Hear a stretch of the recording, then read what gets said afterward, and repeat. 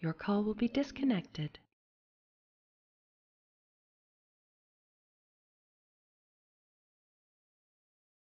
Welcome to the conference.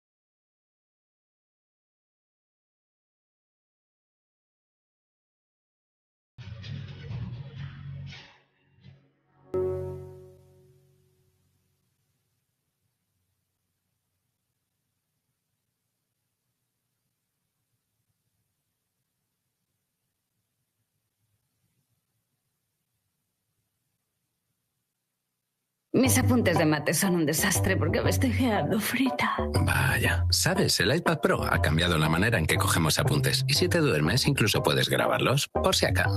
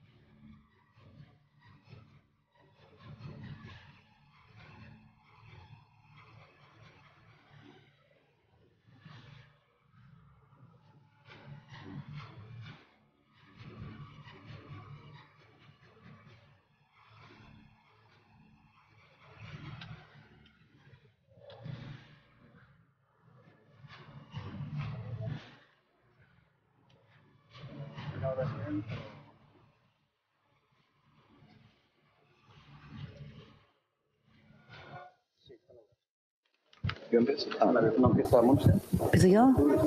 Sí? Bon dia a tots i a totes. Si us sembla, començarem, tot i que bé que hi ha gent fora, però per intentar mantenir els horaris i els timings d'aquest matí, que deixem a la part productiva i creativa la força de la jornada. En primer lloc, em vull presentar. Soc Montse Besora, directora d'Emprenedoria de Barcelona Activa.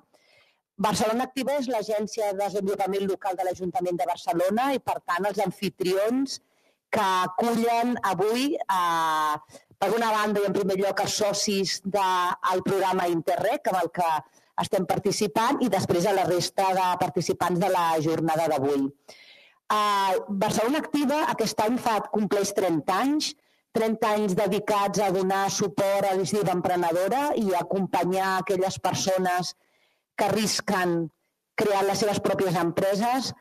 Ho hem fet de moltes maneres, però des del seu inici, des de fa 30 anys, ja vam començar treballant amb incubadores d'empreses. És a dir, des de fa 30 anys que creiem que instrumentar i disposar d'espais i d'entorn on les persones emprenedores es puguin trobar, puguin compartir experiències i puguin a la vegada ser acompanyats o bé per les administracions o bé per les entitats o institucions privades, és un element clau. Per això no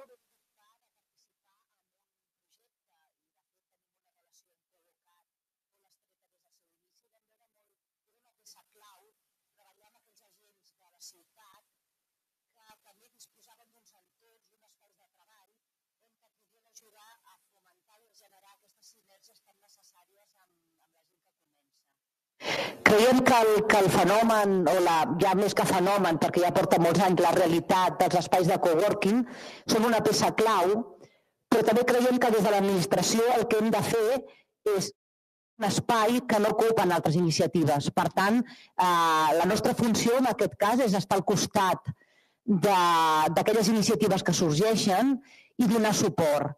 Entenem que la realitat dels espais de coworking, que el Jordi ho sap millor que jo, però que a Barcelona se'n recullen més de 100, un centenar, és a dir, o aproximadament. És a dir, és una xifra molt considerable. Segurament si sumem totes les iniciatives que estan treballant en aquests entorns, l'ocupació que generen, el volum d'activitat econòmica que generen són unes xifres molt considerables. Per tant, nosaltres veiem que la nostra funció és estar al costat d'aquests espais, facilitar amb la mesura que puguem des de l'administració recursos, experiència i activitat, i per tant ens semblava que era fonamental tant estar amb el programa europeu per fer una anàlisi, perquè també és important veure aquestes iniciatives, quin impacte estan tenint, quina clau de territori. Nosaltres amb l'actual equip de govern, i això és sabut perquè des del principi estava present amb el mandat que hem iniciat, ens preocupa és a dir, l'impacte que tenim al territori. Barcelona és una ciutat, però que a la vegada inclou a dintre moltes ciutats diferents o molts territoris diferents. Per tant, la microcirurgia, és a dir, la microeconomia que hem de fer als territoris, entenem que ho podem fer de la mà, en aquest cas, dels coworkings que estan treballant al territori. Aleshores, iniciar una jornada com la d'avui, on es fa una anàlisi de quin és l'impacte que té aquesta figura i de quina manera podem treballar conjunt, ens sembla fonamental. Jo no em vull allargar més, només vull desitjar-vos una jornada molt productiva.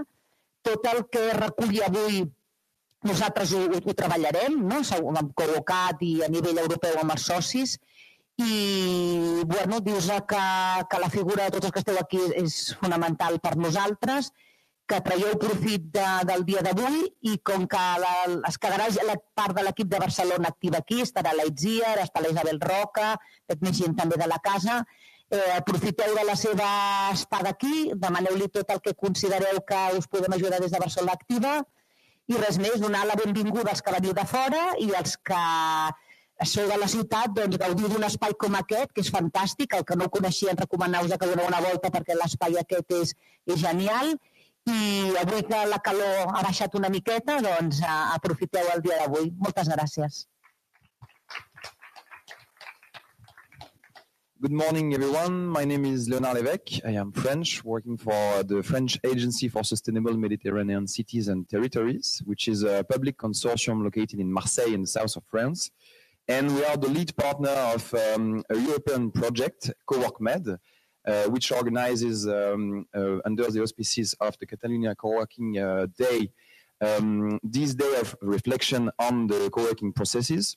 So our project has been funded by the Interreg Med program by the European Union for a duration of 18 months since the end of 2016 and until April 2018. Our partnership is composed of different regions from the Mediterranean area, from Catalonia, Provence-Alpes-Côte d'Azur region, Tuscany, Croatia, and Greece. And we intend to reinforce and to strengthen the knowledge on the coworking processes in the Mediterranean area. To do so, we will try to deliver, we'll try to pave the way for the creation of a Mediterranean coworking ecosystem for a Mediterranean community of coworking stakeholders, co-workers, co-working spaces managers, and also other people interested in this process. And we would like also to address very specific recommendations to policymakers in terms of recognition of co-working process at territorial level, at labor level, and on social transformation. So I'm very keen on listening to each other, to all the panelists that are experts in this field, and that will contribute to the studies that we are currently preparing and that we will deliver in the next year. And I'm counting on your active participation, especially this afternoon during the roundtables that will directly feed our studies in order to address specific recommendations. So thank you very much for being here. Thank you, Coworking, for organizing this event into our project, and the Barcelona Activa for this great place and very inspiring moment. Thank you.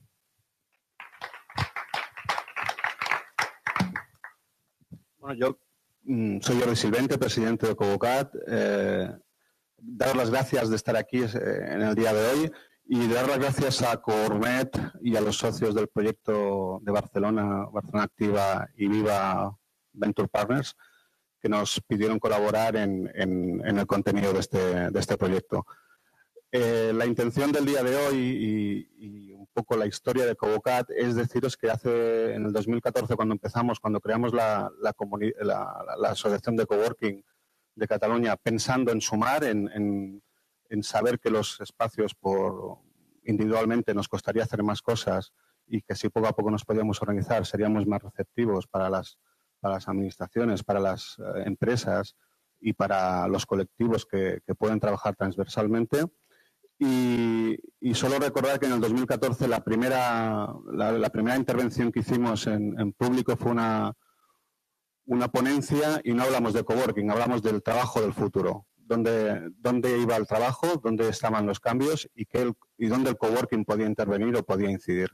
La línea de la asociación ha sido un poco esta, por eso nos ha ayudado a participar o a colaborar en un primer proyecto europeo como es Coworking, entre el País Vasco, Francia y Aragón, en el proyecto Coworking Rural que estamos desarrollando con una agencia local de Mora d'Ebre, colaboraciones con la universidad, concretamente con la UV, con la Facultad de Economía y Empresa, y ahora en Coworking, al encontrarnos con ellos, explicarles lo que hacíamos y entender que podíamos aportar el conocimiento no solo de los espacios, de dentro de los espacios, sino del expertise de las personas que están dentro de ellos. La jornada de hoy es un poco exponer qué está pasando desde nuestro punto de vista, desde el trabajo que estamos haciendo en Cataluña con el coworking. Creemos que trasciende mucho más del espacio. Hay un componente clave que es la dinamización, y esta dinamización tiene unos impactos territoriales, laborales y sociales. Y evidentemente con unos componentes de innovación y transformación que generan una necesidad constante de estar activos no solo en nuestros espacios, sino con agentes colaboradores que tienen realmente impacto, sea localmente o sea territorialmente. Así que la jornada La hemos intentado dividir en dos zonas, en dos espacios, Room 1, Room 2.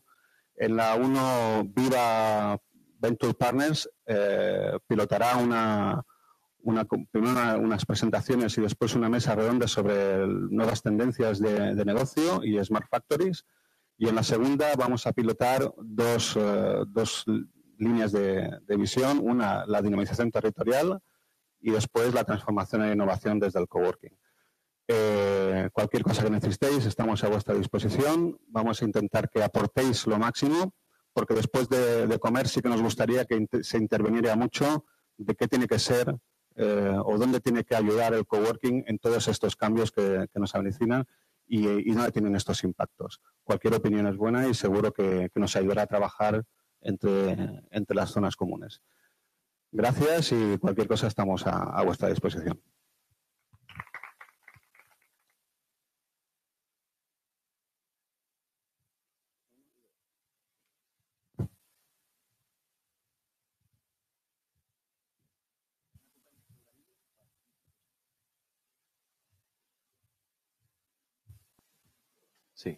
See?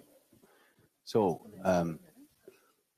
so good morning, everybody. Here there will be the workshop on Smart Factory. I kindly ask the panelists to come on the floor.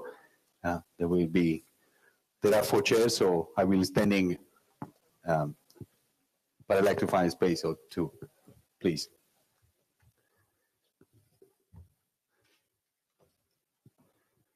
So, thank you, everybody. We are Viva Partners. We are one of the partners of the European project Coworking. We were ready to be introduced by our colleagues who are preceding us. The purpose of today's workshop and of the attendances who are here is to introduce what we think is a very new concept, an emerging concept, which we hope might be useful for co-working spaces and for co-workers on the other side. This is the so-called concept of microfactory, whereby we are having 4 panelists within 3 different interventions. The first one will be Oriol Pascual. Oriol Pascual is the director of IQS Tech Factory. This is a very interesting model that combines management, engineering, and business. He will give a keynote speech around the concept and some practices of smart factory. Then we will see how this concept can be broadly extended in terms of impact, the business model which can be generated around the collaboration, the co-creation, and the cooperation between different stakeholders, which we consider is one of the key issues of a co-working space. There are many different profiles, skills, and emerging needs which can be resembled and can be enhanced through forms of proper cooperation. And then finally, there will be a practical case, an emerging case that also comes from an experience of another European funded project, the Eco Design Circle. And this is the cooperation between an emerging startup from Finland, Puzzle Phone, who is developing a very high-end product, which is a modular phone, a phone that is combined by 3 pieces. Then you will see some more info on the product. And the industrial cooperation that is coming also through this European funded project with Fraunhofer Institute. Fraunhofer Institute is probably the biggest research institute in Germany, and they have been developing a concept and idea around the learning factory, which finally is an application of the concept that will be introduced first. So I would like to leave the floor first to Oriol Pascual. Maybe I will give you the... Yes. Thank you very much. Is this working? Yeah. And I think, if you don't mind, I will stand. I will feel more comfortable with that. So, meanwhile, I'm getting the clicker, just a little introduction. So, my name is Oriol Pascual, and I'm running a Center for Entrepreneurship in a technical university here in Barcelona. We're a small technical university, and one of the particularities that we have both a School of Engineering and a School of Management. So, we're uniting science, engineering, and business development.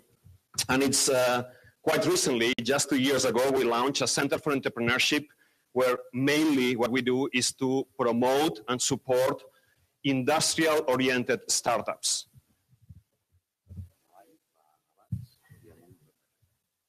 Wonderful. Thank you very much.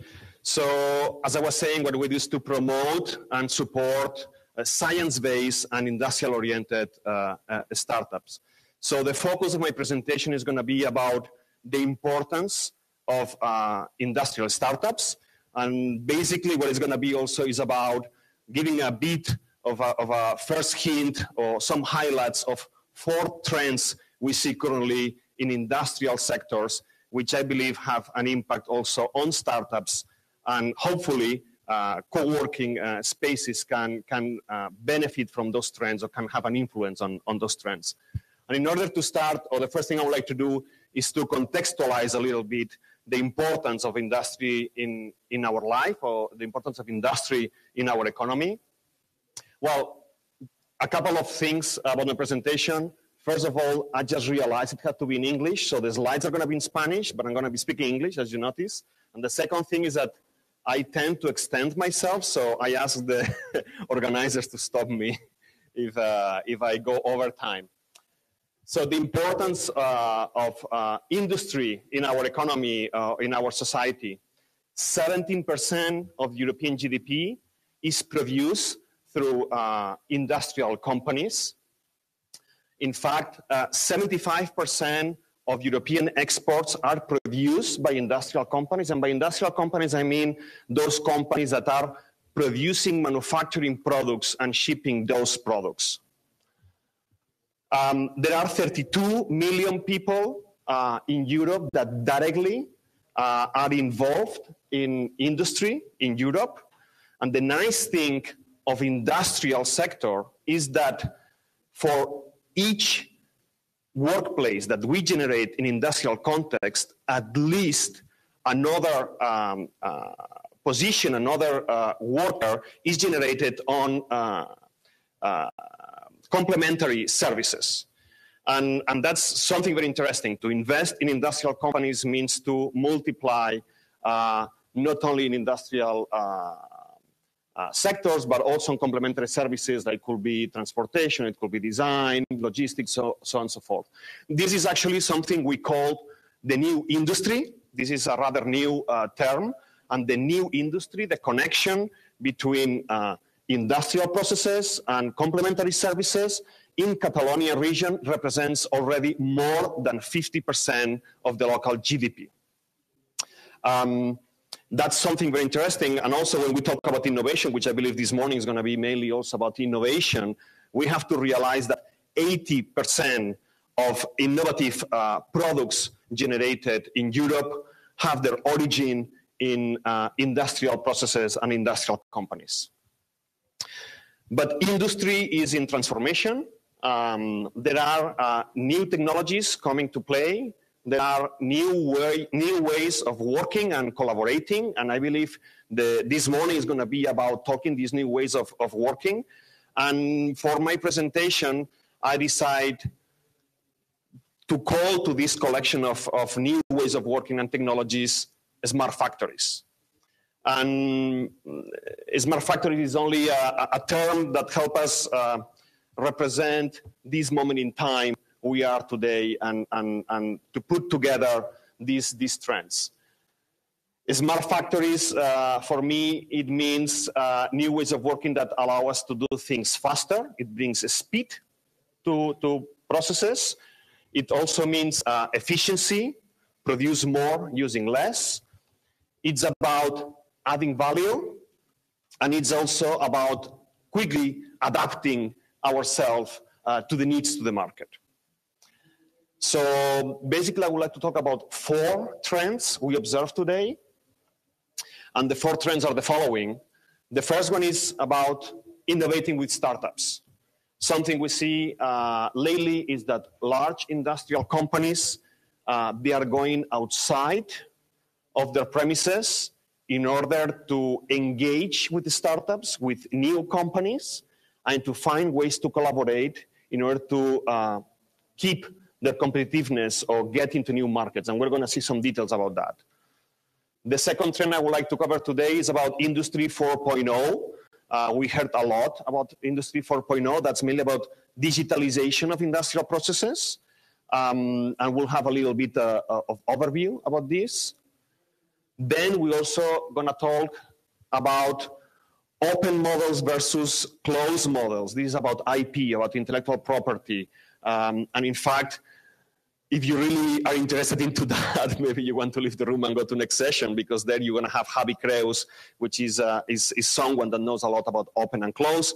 But what we're going to see is that meanwhile, traditionally, companies, they used to 100% protect their know-how and technologies. Now we see models in which protection and free open access are combined, and that brings new opportunities. And finally, we're going to talk about microfactories. But our colleagues this morning actually were going to give a way deeper look to microfactories, which is a small size production lines that allow us to bring quickly products to the market at a very reduced price.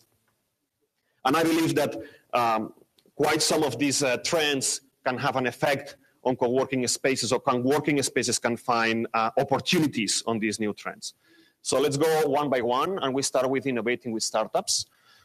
Innovating with startups is mainly, what we see is that we have, that's going on, it's been going on for the last maybe 5 years or 7 years. This is large companies understanding that their R&D departments are not good enough to keep them competitive. And they decide to open their R&D processes and either ask outside to the market or to key players in the market to provide inputs, or they decide to engage with the startups in order to keep competitive. And why are companies doing that? Well, they are doing that because innovation goes way too fast in order to keep up with the pace with internal resources. Also, because it's difficult to keep that rhythm with these internal resources. It's about innovating beyond the internal R&D departments. And especially for someone like us that we are a university, this is a great way to close the gap between innovation that happens in research labs and in small startups and scalability in the market. And that's something very interesting, because what we see here is that startups are bringing innovation, innovative products, innovative technologies, but the large company can bring economies of scale and distribution. So that's a win-win for the startup that can quickly grow, and also it's a win, it's an added value for the company, the large company, which at the end of the day can get into new markets and keep their competitiveness. Briefly, some ways how companies are doing that, different levels of engagement. And the first level will be about open innovation. That's a classic model that maybe you are familiar with. This is when a company launches a challenge.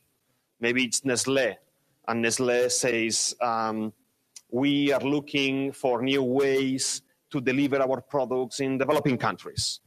Or maybe they say, we are looking for new technologies in order to keep some of our products cold. This is about launching a challenge, asking the community how the large company can innovate, and then either collect these inputs through a platform, an online platform, a website, or maybe organize an event, and that can take the form of a hackathon. So put together in a period of 3 days, developers, designers, marketing people. So in a very intense way, they are going to try to solve that challenge. And at the end of this process, a first version of that solution is going to be presented in a form of a prototype. And that's a great way for companies that they are in an explorative mode to see what's happening out there at a very low cost and with a very low entry barrier.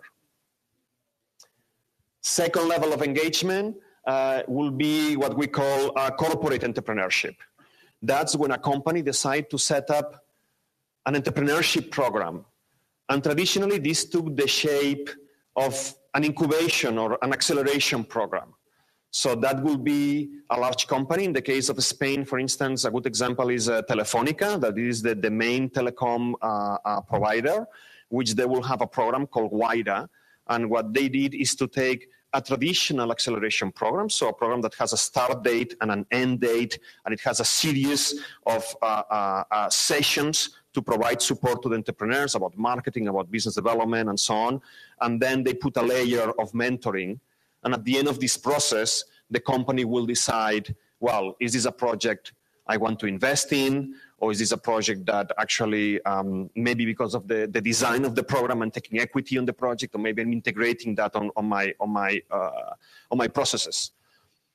That's been evolving, and I think it's been evolving in a very interesting way, because what we see is that rather than having this so structured approach, now we see large companies aiming to engage with the startups and bring all their machinery, all their muscle, all their resources to make them grow. So it won't be about having a program that has a start date and end date. It will be about identifying the startups, asking the startup to come to the company, and then ask to those departments of the company to join the table and say, hey, we know about distribution because we distribute in 25 countries. We know about marketing. We know how to set up a factory. We bring our heads of all these departments together, and together we are going to make grow your product, and we come to some sort of commercial agreement. We're going to bring the product to the market, and it's going to be some marked up on the profits, which we are taking back as a way to cover our investment. The third way in which companies are innovating with startups will be maybe corporate funds. So this is basically a large company has put a pool of money aside, and what they are looking is to invest in startups in order to take equity on the startup, and that helps them either to keep up to date to what's going on in the market, but also take a first mover approach, and that's interesting for them. And finally, will be the traditional M&A. So a company acquiring another company, either because they want to acquire the IP, either because they want to acquire the talent in that company, either because that's a strategic approach and it helps them to get into a new market very quickly, and so on. Second trend will be about Industry 4.0, and Industry 4.0 is about digitalization of industrial processes. This is about bringing sensors and computing and networks to industrial processes. And this is happening today because the cost of sensors has dropped dramatically, and the computing cost has also dropped dramatically. So now we can afford to put sensors on almost every single nut and bolt of our production line and measure what's going on and to manage what's going on. We call it Industry 4.0 because we believe that the first wave of industrialization, or of the first industrial revolution, it was powered by the engine, the steam engine. The second wave of industrial revolution was powered by the electricity. The third wave of industrial revolution was powered by computers. And the wave we are now, the Industry 4.0, is when the physical systems and the digital systems are interconnected and they talk with each other. That's what we mean by Industry 4.0. So we hear a lot about the concept, Industry 4.0, but what is it that makes a company an Industry 4.0 company? Well, to be an Industry 4.0 company, you need to fulfill 4 criteria. And the first criteria is, now I'm going to have some issues with the keywords in English, interoperability. So the first thing, it means that devices, machines, and humans and digital systems are working together, are connected. The second thing you have to fulfill is transparency. And that's when we are creating a digital version of our physical system, and we are managing the data through this physical twin, if you want. The third will be technical assistance, and this is when machines and computing systems are helping humans to make decisions in those situations where it's very difficult to make decisions or it's very dangerous to make decisions. And the fourth component is that when systems are taking decisions 100% on their own, with no human intervention whatsoever. Those are the four criteria that a company has to fulfill to be considered an Industry 4.0 company.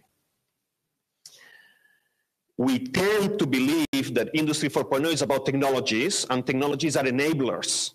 Technology is great, but technology has to allow us to do something. So the interesting part of Industry 4.0 is not so much about the tech. The interesting part is about what can you do with the tech.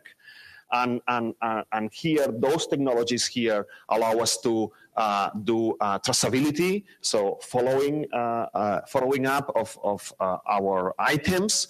It allows us to do just-in-time production, to produce something as the market is requesting it. It allows us to put systems on the cloud and have software as a service kind of products. We were having a conversation before, and that will be like, for instance, Autodesk not shipping anymore their software on CDs, but having the system 100% on the cloud and charging you a monthly fee to access to those functionality. And it also allows you to optimize your value chain. The third trend I would like to point this morning, it will be about open versus or open and close IP strategies. And that is about, well, exactly that.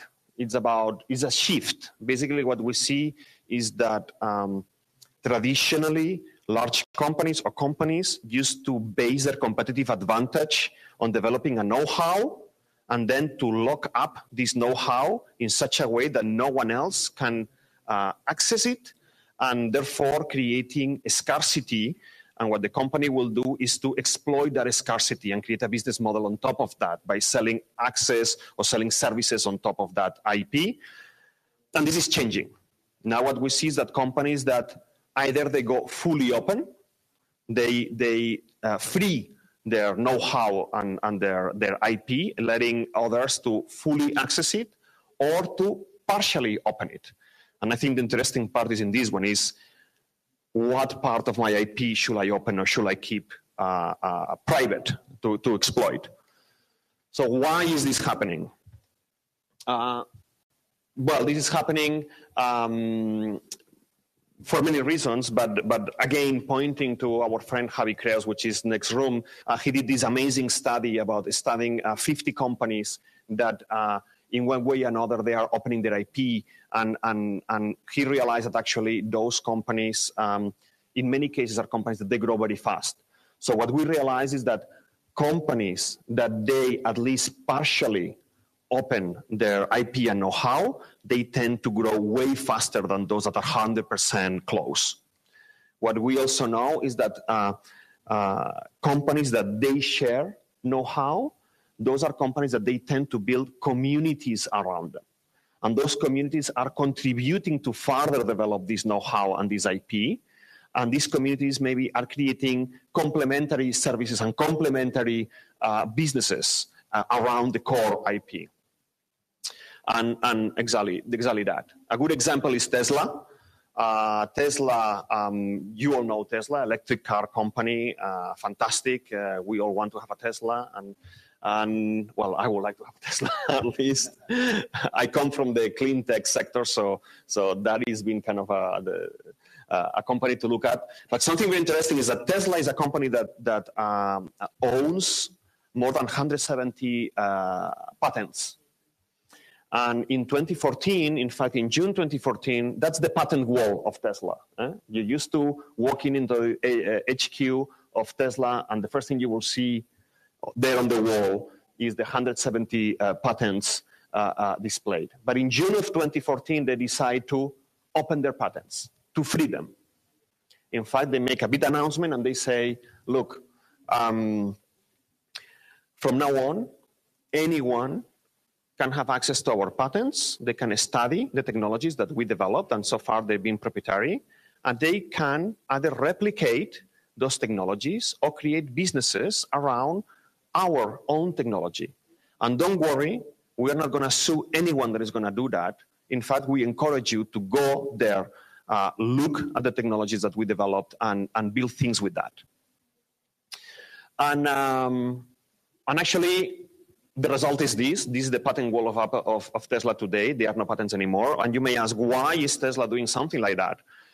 Well, Tesla is doing something like that because Tesla is in a very niche market. And this is the electric car market. Electric cars represent today less than 1% of the overall car industry. And Tesla realizes that it's way better to own 2% of a very big market than to own 99% of a very small market. So what Tesla is doing actually is to encourage the growth of a market that is still very niche. And the strategy is in this one. Another example would be Arduino, and I believe maybe you are way more familiar with Arduino model. Arduino is this microcontroller, is this a small computer which hobbyists are using in order to learn programming or to create some new devices like drones and 3D printers and so on and so forth. And what is interesting is that the overall blueprint of Arduino, it's open. This is an Italian company, and what they decide is like, look, we designed this microcontroller, we manufacture our own microcontroller, and we sell them 23 euros, 24 euros. But if you want to produce your own version of Arduino, here are the blueprints, take them. You're free to do that. But what is interesting here is that they have a mixed model. We are mixing a closed versus an open model. The blueprints are open, the design are open, but the brand is closed. You can use our blueprint, but if you want to call your board Arduino, which already has lots of value because it's a reference today, we can come and certify that your board fulfills the Arduino specifications, but you're going to pay us royalties. So the blueprints are open, the brand that has lots of value, it's closed. And to access the brand, you pay royalties. And what did they achieve with that? Well, in a similar way, a bit what Tesla is trying to achieve. Because of that mixed model, they managed to become the standard microcontroller that is used in almost every single hobbyist project that we have today. In fact, there are full industries built around Arduino. There is a boom of 3D printers, like desktop 3D printers, which are all based on Arduino architecture. And there is a boom of drones that you can buy today, like hobbyist drones to take pictures or to follow up fires in the forest, which are based on Arduino technology. So by having an hybrid model, what they manage is to create a standard, which mainly allow to build a full ecosystem. And the last thing I want to talk about is about microfactories, which this will link to the next presentation we are going to have. And microfactories is about small factories with small size that allow us to produce or bring products to the market very quickly at very low cost. And you may say, why is this interesting? And I'm sure we can hear lots of interesting things later on, but that's interesting because when you are a large company, you are good at producing one unit. You can have a great R&D department, and you can do the first version, the first prototype, fully working and very aesthetically looking like the real deal. You are very good at producing one unit at your R&D department. You are very good at producing 1 million, 10 million, 50 million units in your factories. And actually, you're reaching economies of scale. You can produce large amount of products at very, very low cost. But if you want to produce a series that is 500 units, 1,000 units, 10,000 units, your system, your factories do not work, because those are designed to produce millions of units, not to produce a small series of 500 or 1,000 or 10,000, because the costs are prohibitive, the cost per unit. So microfactories are actually in the middle. are small factories that relatively that allow you to produce at relatively low cost. Why is this happening? Well, microfactories allow us to produce at small scale, short series. They allow us also to iterate on design. So we can launch something to the market, realize that maybe there is some flaw or that something can be improved, and quickly on the next batch change that. That's something that in a traditional factory you cannot do. The design is set, and maybe you need to wait 2 production cycles, which maybe is 1 year, 2 years, in order to make that change. And you can dramatically reduce implementation cost. The cost of setting up a microfactory, it can be 1,000 to 5,000 times cheaper than a traditional factory. And because in relationship to traditional factory, cost per unit may be a bit higher. So it's not the same to produce maybe this remote in a microfactory that in the Logitech factory that produce 2 million units a day, but implementation costs are way smaller. So the example I would like, or the way I would like to illustrate that is Local Motors. And Local Motors is it's a company that combines some of the things we saw this morning. Actually, it's a car company that it's community-based. They have thousands of community members, people that it's crazy about cars. And we're talking about electric engineers and design engineers, and that together they're contributing with their designs to develop a car. So what they do is that they all propose design models. Someone maybe focus on the rear mirror, someone is focusing on the handle, someone is focusing on the electric system, and the community is voting which designs are the designs that should go to the final model. So together they decide the final design, and they manufacture it. And they own several micro factories. And that's amazing because this Local Motors can bring to the market a car 5 times faster than any other car manufacturer in the world. 5 times faster. And in fact, implementation costs are 1,000 times shorter. So they can produce a model way faster and a way less cost than traditional industry. And they can also ask themselves, shall we manufacture it? Because they can release a small batch, see if there is an acceptance, and decide if there are changes to be done in this model. Local Motors is an American company, and they have, as I believe in the US, they have 2 or 3 microfactories, and I believe there is one in Europe, which I cannot recall if it's Berlin or Copenhagen, but it's in Berlin, yeah. But you can check on their website, actually. So just to wrap up this session, the conclusion will be that a smart factory, the combination of these trends, allow us, is not so much about technologies, and it's more about new ways of working and new ways of interacting. And smart factories allow us to do things faster, more efficiently, with added value, and quickly adapt to the needs of the market. So I will definitely would like to close the session doing a call, and it's a bit of shameless self-promotion. We are running, for those that you are from Barcelona, we are running an acceleration program. In fact, we are the only industrially focused acceleration program that is in Spain. And on the 20th of July, we have our demo day. We have 10 startups from industrial sectors, which they are going to pitch their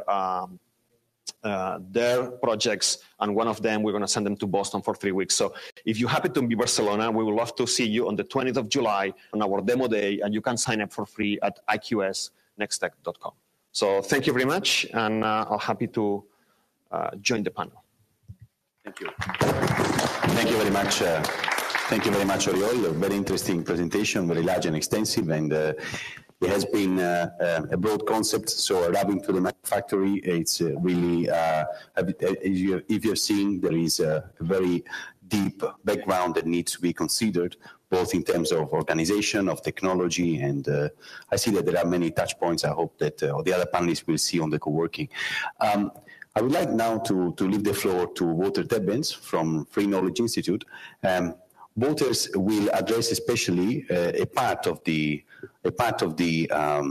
business model which can be generated, and this deals with cooperation, co-creation, and collaboration. So something that are really related and embedded with the values of co-working spaces. So I leave you the floor, voters. Good morning. I follow your example, Uriel.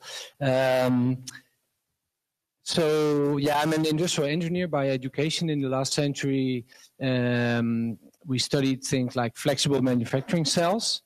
I'm not going to talk about that this morning. And actually didn't follow really that line of work. And as Uriel said, this is not about the technology in itself. It's a cultural shift. We're in the middle of this paradigm shift. We're coming from a time when things were defined like in the Industrial Revolution, when there was this hierarchical model with control, concentration of capital, and it's still there, this model. But we are transitioning to another model. Like Jeremy Rifkin talks about the collaborative commons. And that's what we're going to talk about this morning, the open business models. So this is, well, Jeremy talks about the third industrial revolution. Here in Europe, we talk about the fourth industrial revolution, but that's in the same direction of where the digital and the atoms and the bits come together. But so the thing is in the cultural shift. So I'm going to ask to you, who knows about the commons, the collaborative commons? Who knows about that? Well, pretty good. So if I show it to you, oh, well, this is not at the beginning. Hey. How do we do this? Can you put it in the beginning? What's posare initie? So, well, the image will show up, hopefully, but the commons with us for many, many years, right? We had it, thanks. Sorry, touch. On the side, okay, down, this, right? The fields where we had our cows grazing, the lands. The farmers brought their cows to a shared collective field. It was in many places on Earth in the past. It still exists in some places. The idea that a biologist in the 1960s came up with in the United States, he said, such a collective resource system doesn't work because it will collapse because human beings are selfish and they are trying to maximize their personal profit. So they will have as many cows graze this land and then it will collapse. That was his idea. He called it the tragedy of the commons. It was 1968, an academic paper that he published in Nature. That came very well that time, politically. So later, researchers proved him wrong, and especially this woman, Elinor Ostrom, the first Nobel Prize woman in economics, 2009, because of her research during her whole life about natural resource commons all over the world. She said that she found that these kind of resource systems, they're actually governed by complex sets of rules. And people have these rules put in place to avoid that some farmer would overuse the collective resource.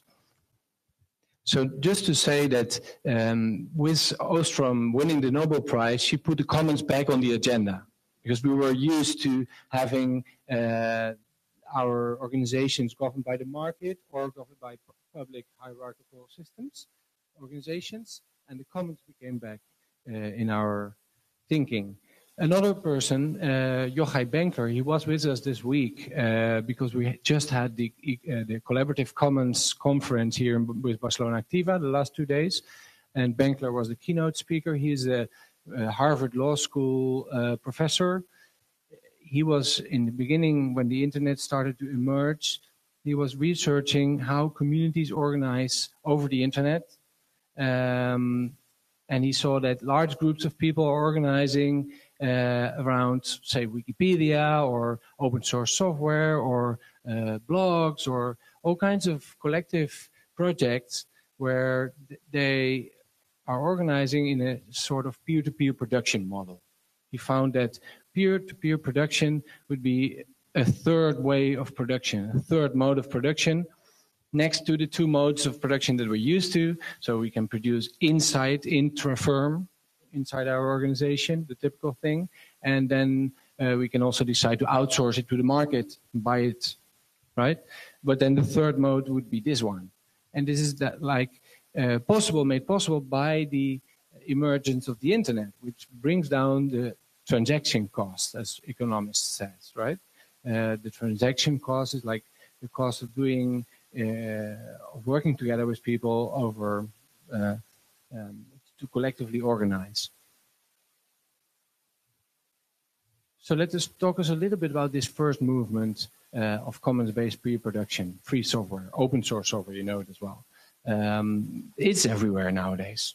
So like more than half of all websites run on a web server that is open source. Many of us have Mozilla Firefox and other people have OpenOffice or LibreOffice. Many of us have Android phones which run the Linux operating system, right? That's free software. It comes with this 4 rights, which is basically equality of rights, where the authors or the developers say, I am the exclusive owner according to copyright, and I give my rights away in a sense, right? I give all of you the same rights. So it's equality of rights.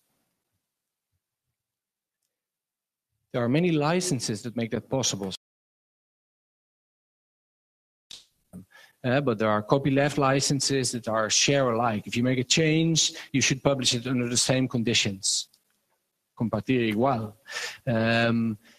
There are permissive licenses that allow privatization as well of modified works. There are also copy-fair arrangements that allow commercial use only to certain types of non-profit organizations or cooperative. There are all kinds of licenses, and the license is one of the pillars of your business model.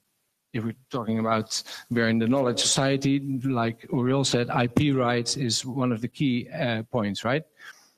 So that's one of the pillars of our business models. So we should understand well how these licenses work. So let's get to this business model. We have studied hundreds and hundreds of cases of collaborative economy platforms and digital projects that are in certain extent open. We're not fundamentalists at all about this, but to see what is actually, how are these projects functioning? And we based it in 4 main pillars. This is emerging out of several European and other researches that we have been doing. The P2P value project is one of them. We've recently finished, or tomorrow actually, finished the digital do-it-yourself project. These 4 pillars are the licensing that I talked to you about, the modes of production, and the revenue model. So a business model at least should think of the revenue model, right? What makes an open model different from a non-open model in revenue terms? At least that it can do anything. You can charge revenue, you can generate revenue in all forms, excluded the selling of IP rights, right? That would not be an open model. So we have like Arduino offering certification services, like Uriel said, but they're also selling the product, like all open source hardware projects. What they do, they sell the product. That generates revenue because most of the people are lazy to replicate the product themselves. We don't have the time for that. So we buy the product. So that's a revenue stream. We have donations. We have matchmaking platforms. So it depends on what kind of platform. I will call a few examples afterwards. If you have a community, sometimes they're organized with an association kind of legal entity model, and they have a yearly or periodic contribution, subscription model.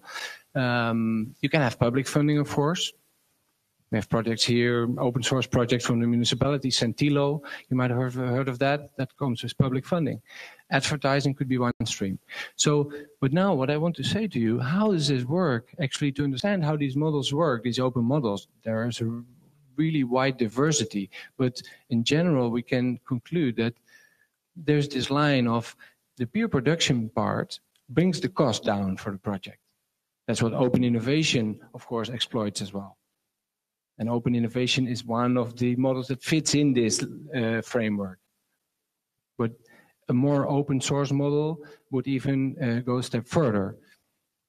So the peer production brings the cost down, obviously, which lowers the pressure on our revenue side, right, to become sustainable. So this axis, this orange line, represents the income and the expenses of our project, right? But how can we maximize the motivation of people to participate in our project? And that comes from this other axis, this green one. So people want to participate voluntarily to your project if they know that you're not just easily exploiting them. So you share the knowledge under certain conditions, preferably open or open source, but there the licensing comes in. And of course, the legal entity in the governance model is crucial so that people feel part of it, that people have a say in the project. This is very different from, say, a platform like Uber or Airbnb. There's nothing like this green line. You cannot replicate the model. You cannot participate in the governance of such a project. I'm just calling these as two examples because we have been discussing a few days now about them. So let's get us to some examples. Arduino, we've seen it, so I'm not going too much into detail there. But one thing I wanted to add here to what Uriel said, Arduino, the official board, the main board is Arduino Uno. It comes for a price about 20 euros in their shop. But hey, you can buy also copies, right? Clones without the official name. You go to Alibaba and you buy them in China for 3 euros. So people are paying like 7 times as much to get the official board. So why? If this model would not be an open model, they would not be contributing 7 times as much to the cost, right? So, but people are motivated to contribute to this project, so they pay extra. So that this is then the mapping of this business model where you have the income streams, the Arduino certified service and the sale of products and the peer-to-peer production of the knowledge. Well, I'm not going into too much detail. Let's take another one. In the RepRap is arguably the community that brought to us the 3D printing revolution, RepRap, Rapid Replicator.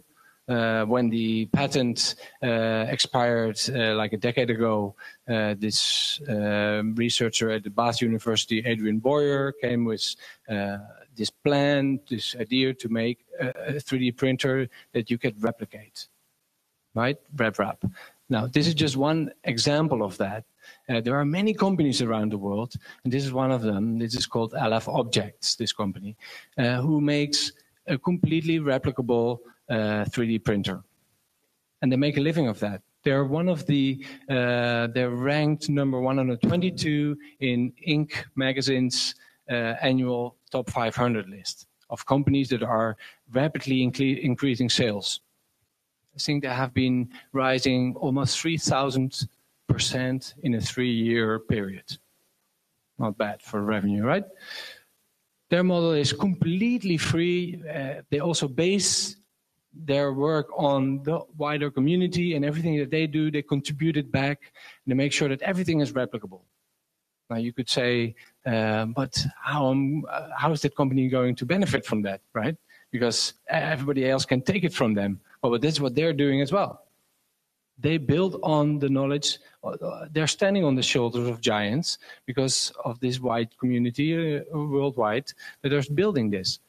And people buy especially their product, not only because of the quality, because it's a really good product, but also because of this. You can find all the documentation, and they're sure that they can always continue to work with this product, even if this company would go bankrupt.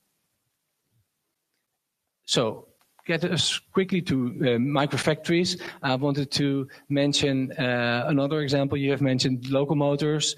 GE has this microfactory first built. It combines co-creation and brainstorming activities with prototyping and fabrication.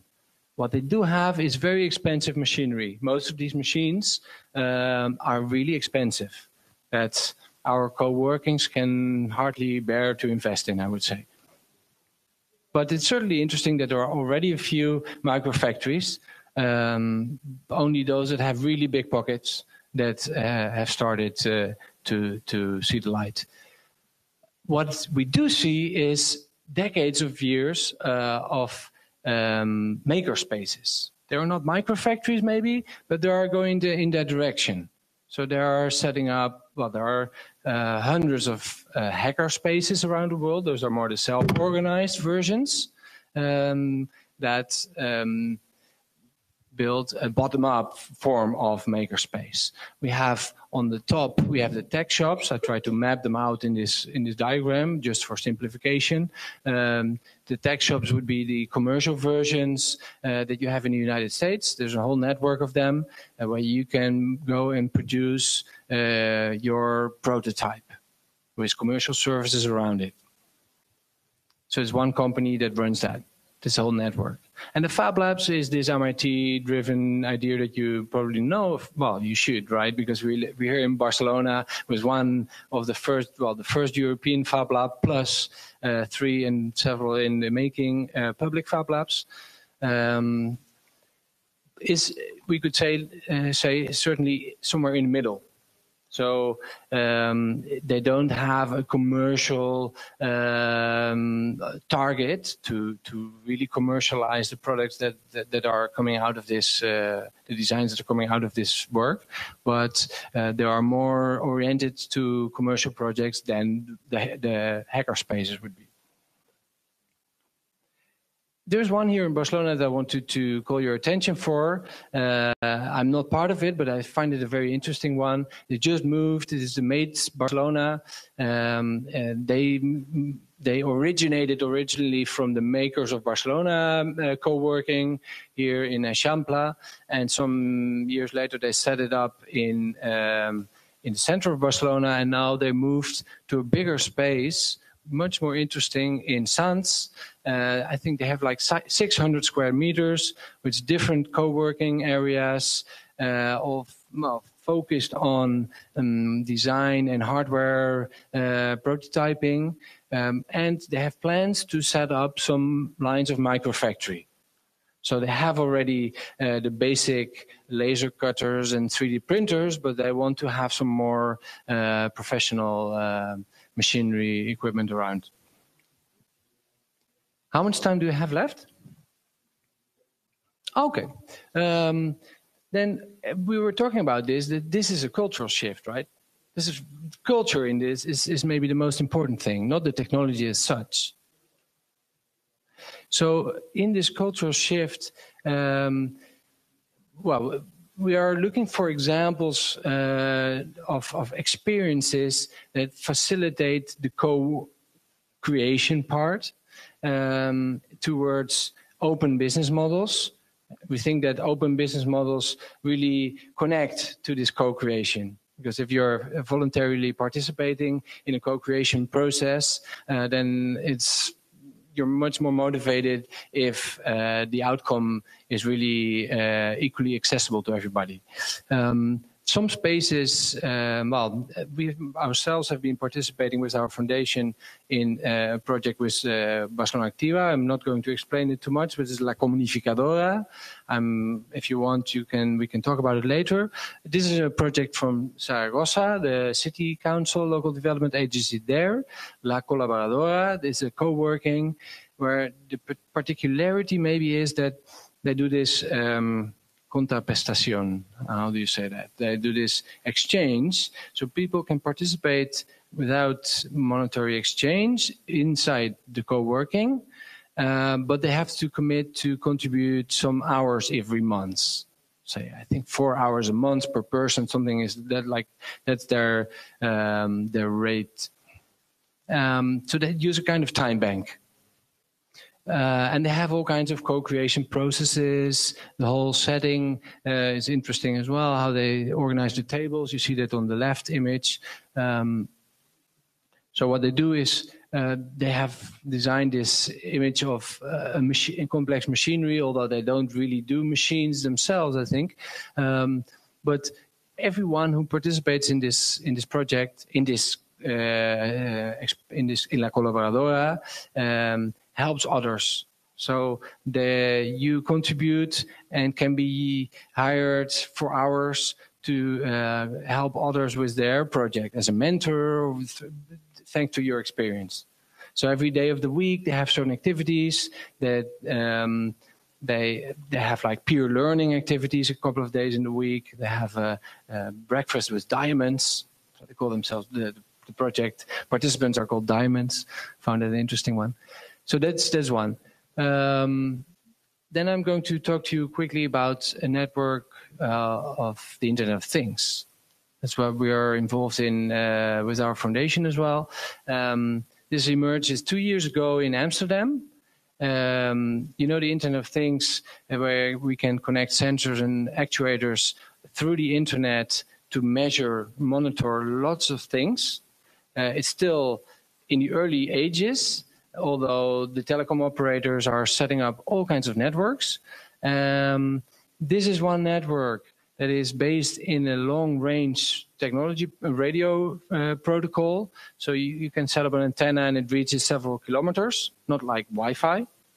And another difference with Wi-Fi, or another difference in this is that it's for low data transmission and low energy consumption. So you can have a sensor on your bike basically, and don't need to change the battery in a couple of years. And this is very interesting if you talk about the cost side of your business model. So what these guys in Amsterdam do with the Things Network, they started in the summer of 2015, setting up 10 antennas to cover the whole city. Those were 10 organizations and people who said, I set up my antenna and share it in a common community network where everybody can connect for free. So with these 10 antennas, they cover the whole city and you have free access for your sensors. So that gives a lot of possibilities for use cases. Now, the interesting thing is that the whole stack of technology, they made it available as open source in a community effort.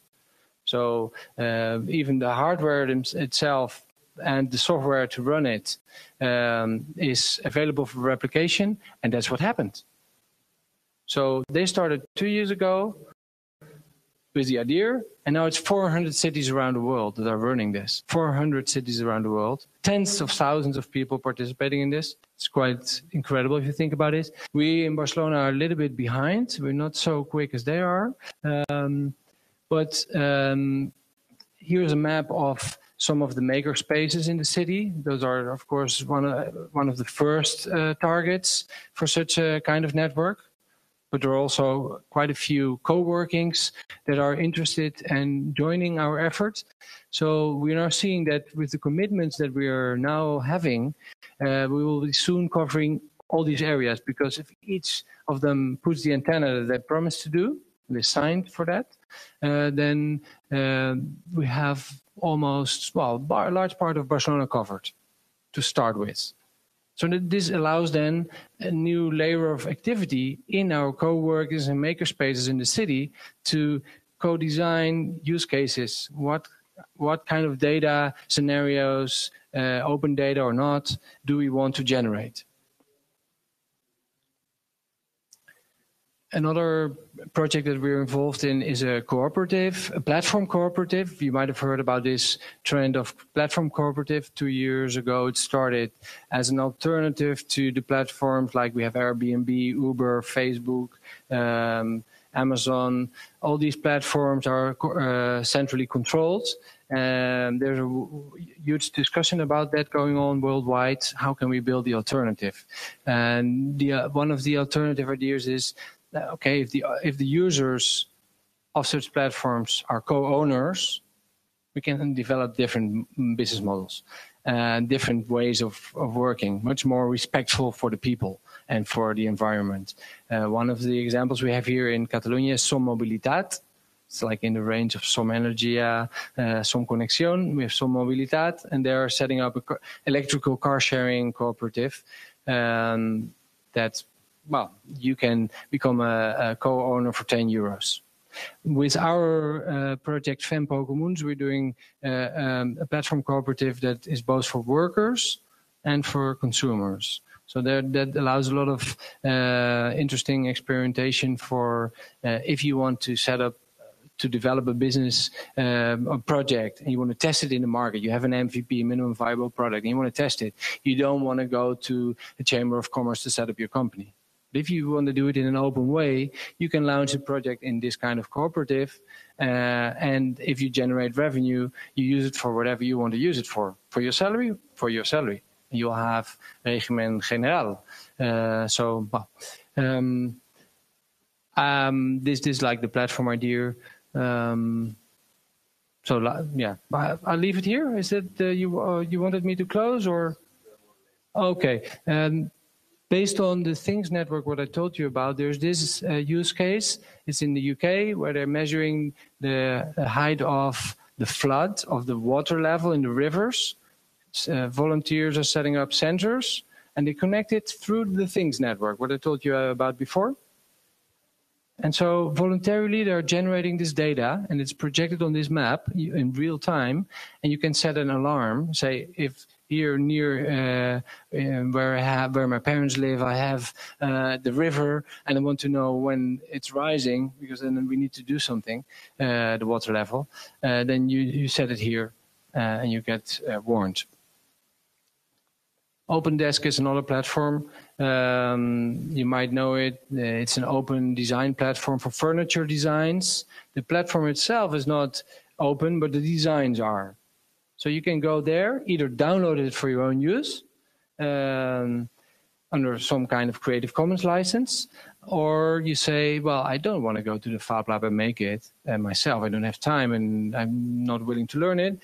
Let's hire somebody who does it. And that's their business model. So their business model is they have a wide network of makers who are specialized in this, and you can hire them through the platform. They make it for you. The maker gets the cost that they charge, and the platform gets 30%, and the designer another 8%. That's basically their business model. This is one of the first this kind of open design platforms that are out there. We would like to see the next wave of platforms that themselves allow much more wider co-creation and replication of the platform itself as well. We talked with the founders of this last week, and they said that one of their challenges, that's interesting, is how do you guarantee the quality of what the makers produce? Because it's just, well, they don't know the makers. They are all around the world making this furniture on behalf of this platform, OpenDesk. But how do you guarantee that? So their work is on, their challenge is on getting the right insurance, the warranties, the guarantees to get this done in a worldwide scale. Impact is very interesting as well because they're really worldwide. Well, let's keep it here. I think this sets a little bit the stage for the panel discussion later on. Happy to be here. Thanks.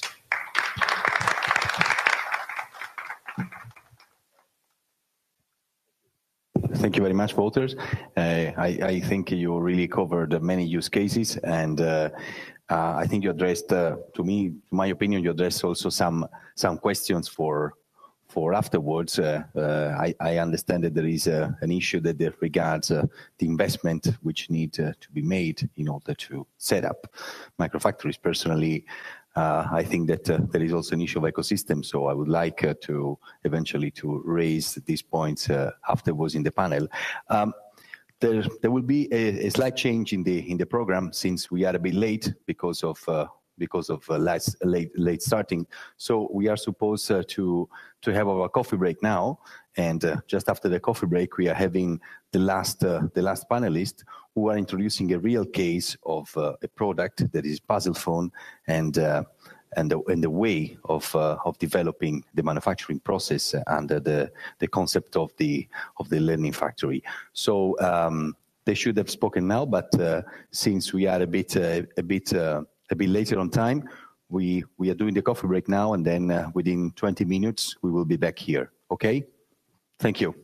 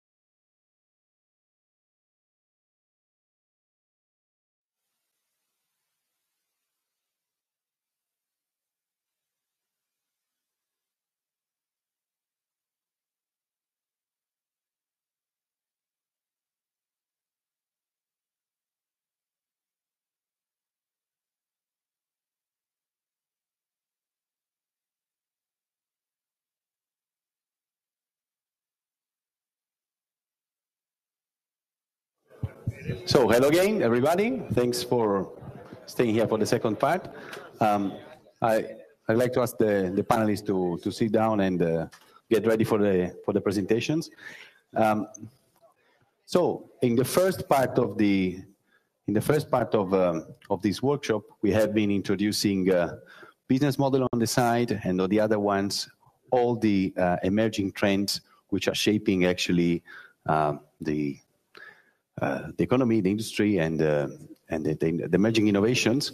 Now we are now approaching to what is a use case or a real case of a product on a side and on a service on the other, and how these two concepts can be merged together towards the implementation of what is an approach of real macro factory.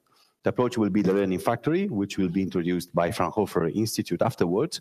And the first speech, this will be divided. First will be the product, and then will be the service around the product, and all the concept for developing a macro factory.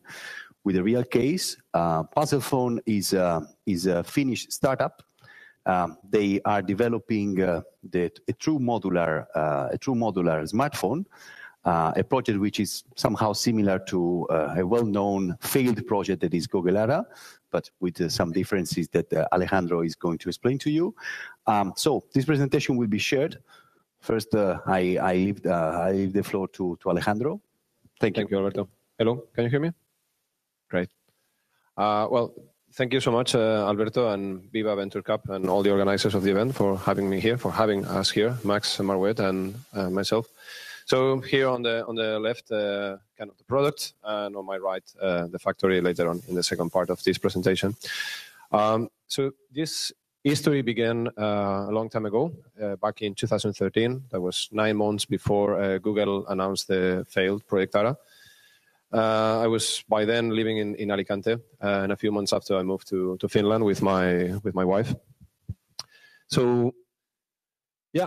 Everything began because Apple refused to fix my home button, and was within the warranty period, and it pissed me off a lot. My background, I'm a consumer electronic product developer, and I understood that it doesn't make any sense. Actually, they were trying to charge me 160 euros to replace a button that is just $1. And that's because they give for granted they're going to break the screen in the process. And I said, well, this doesn't make any sense. So this is how the product would look like. Puzzle Phone is a quite simple approach to modularity. So basically, you already have a Puzzle Phone in your pocket, but you're not enjoying it. So we are just repacking the systems in the simplest way. You have a brain model that hosts most of the electronics. You have the spine model that hosts the LCD screen, and the battery model that hosts the battery and the power management. So you can recharge the battery without the rest of the phone. That's one fancy, interesting use case for road warriors, for instance. You can easily and quickly replace a broken screen with a new one, and you don't have to surrender your data to a service. So just a few days ago, I was in Berlin, and I dropped my phone. It was the first time in 15 years I broke a phone, and I was really pissed off because I really need it up and running again in a couple of hours. I went to a repair service, and then I realized that, oh shit, they're going to have all my data. Yeah, it's encrypted, but they are going to have full access to my device, and I really didn't like that. So I was forced to format the whole phone. Then they repair it. And then I was trying to reinstall everything with roaming. Nightmare. It's a nightmare. So, yeah, but is there a market for this? Is anybody going to buy this thing, or are we pitching in the desert? So basically what has been happening in the market for the last 4 or 5 years is that the biggest players, Apple and Samsung, they have been losing consistently 15% of the market quota. And who won it? So these guys won it. All kind of customized devices for niche segments. But yeah, smartphone, it turns to be the biggest consumer market in the world, the biggest one. I mean, Apple has the biggest capitalization ever, and 70% of the revenue comes from smartphones. That's how big it is. And they're not even the biggest players by number of pieces. So it's very interesting for me as a developer to see how these guys, they are reinventing the wheel over and over again. So what we will provide to them, it's a linear entry to market. With us, with our product, it's also a platform. They can customize it, and they can hit the market faster, cheaper, linear. So if there is a new feature, a new whatever coming, they could hit the market faster than any competitor. So yeah, it means that you can change the look and feel. You can fully co-brand it. That's okay. But if you are going to make money out of it, then you need to pay a royalty. It's very similar to the Arduino business model. So we are half open, half closed, in the sense that we have patents that they prevent that nobody is misusing the trademark. So if somebody wants to claim that it's puzzle phone compatible, it has to be done by the book. We want to keep some standards in quality. It's simple modularity, but it opens up a wide universe of possibilities. So now what are you going to do with your old brains? Maybe you want to build your own multimedia center, so you don't have to buy a totally new one. Or maybe you want to hand over your old brain to your grandpa because it's good enough for them, or you want to build a GoPro camera. It's very, very playful. It also allows certain players that they might not be fully satisfied with the existing offer to customize the device. This is, for instance, it's a concept. The whole with a marketing plan and the go-to-market strategy presentation backing it up, but here we are just showing the sketches. So it's basically for the mission-critical emergency responder segment. It's a device for United Nations. So the battery can work on a standalone model. The whole device is ruggedized, and it helps to pinpoint the location of people who needs help. So you can buy 10,000 pieces of the battery, can be deployed by volunteers, and then the troops go after with the full device, and they are locating where it works. And it's meant to work without any network. So even if all the network is down, it works. It's similar for peer-to-peer networks that you were mentioning before in Amsterdam, on those 400 cities. It's designed to fit very well the whole circular economy loop. So this is how, in the smartphone segment, a product should look like if you want to postpone the recycling as much as possible. And this approach I think it was one of the reasons why the product and the business plan behind it was awarded in September 2016 by the Green Electronic Council from Portland. So there were panelists, experts from Ernst & Young to the industry, and they say, well, yeah, this sounds quite more feasible and reasonable to hit this market and to change it for good than, for instance, Project Ara. It's also very interesting for certain verticals. So this was presented in the World Circular Economy Forum in Helsinki at the beginning of this month. It's a new Horizon 2020 call that we are participating. So it was already approved, money in the bank.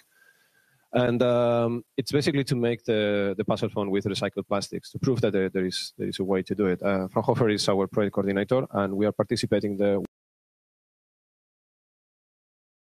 It's a 4-year program, so we are not expecting to see a puzzle phone with recycled plastics until the year 3 or 4. That's the year 2020, 2021, but getting there. I think it shows the potential. So why this is happening? Well, there are many issues around it. There is a catch-22 around there is not an unclear market pool. So if I want to make a consumer electronic device with recycled plastics, there is no offer. I'm too small. Nobody will produce those for me. And the producer, they lack of the input of the closed loop to produce recycled plastic. So it's a chicken and egg situation. So all these issues, or like also true color is an issue. You cannot produce all the time the same color. How to turn this for good? How to make this viable? There are many ways. You can consolidate them with a puzzle phone compatible trademark. So you get all the underdogs into one. So you create a stronger market pool. You can build it and pilot it to show that it's feasible. So you run all the thermal, magnetic drop test, and you show, well, it works. Recycled plastics, they are good enough. And then for the problem with design for attachment and trust, could be the very good solution for the color issue. So it's okay if Mac's phone is different from my phone because they are unique. And that's a good thing. They don't have to be exactly the same. So you could buy an Apple iPhone like everybody else, or a Samsung Galaxy, that they look exactly the same. Or you can buy this handcrafted, more unique, special tailored device for you that they are not exactly the same. Well, the ingredients, brains and lean R&D. I will insist a lot during the presentation in lean R&D, proper management. So in our case, it means that we are a full stack startup. We have altogether 200 years of company experience. We all come from this business. This is our management team. So Markus Lefling, our chairman, he has been doing patents for Nokia for 20 years. Our CPO, Julian Swan, he brings along Ben May, our CTO from London. They bring the kind of the British engineering mindset. Tapani Jokinen, our CDO, probably you have had a product designed by him in your pocket. So he is the probably father of the Nokia 3310. and some other very popular models from Nokia, altogether 600 million pieces sold. And Agra Pele, she was the country manager for Nokia in Latvia for 10 years. The team is actually bigger.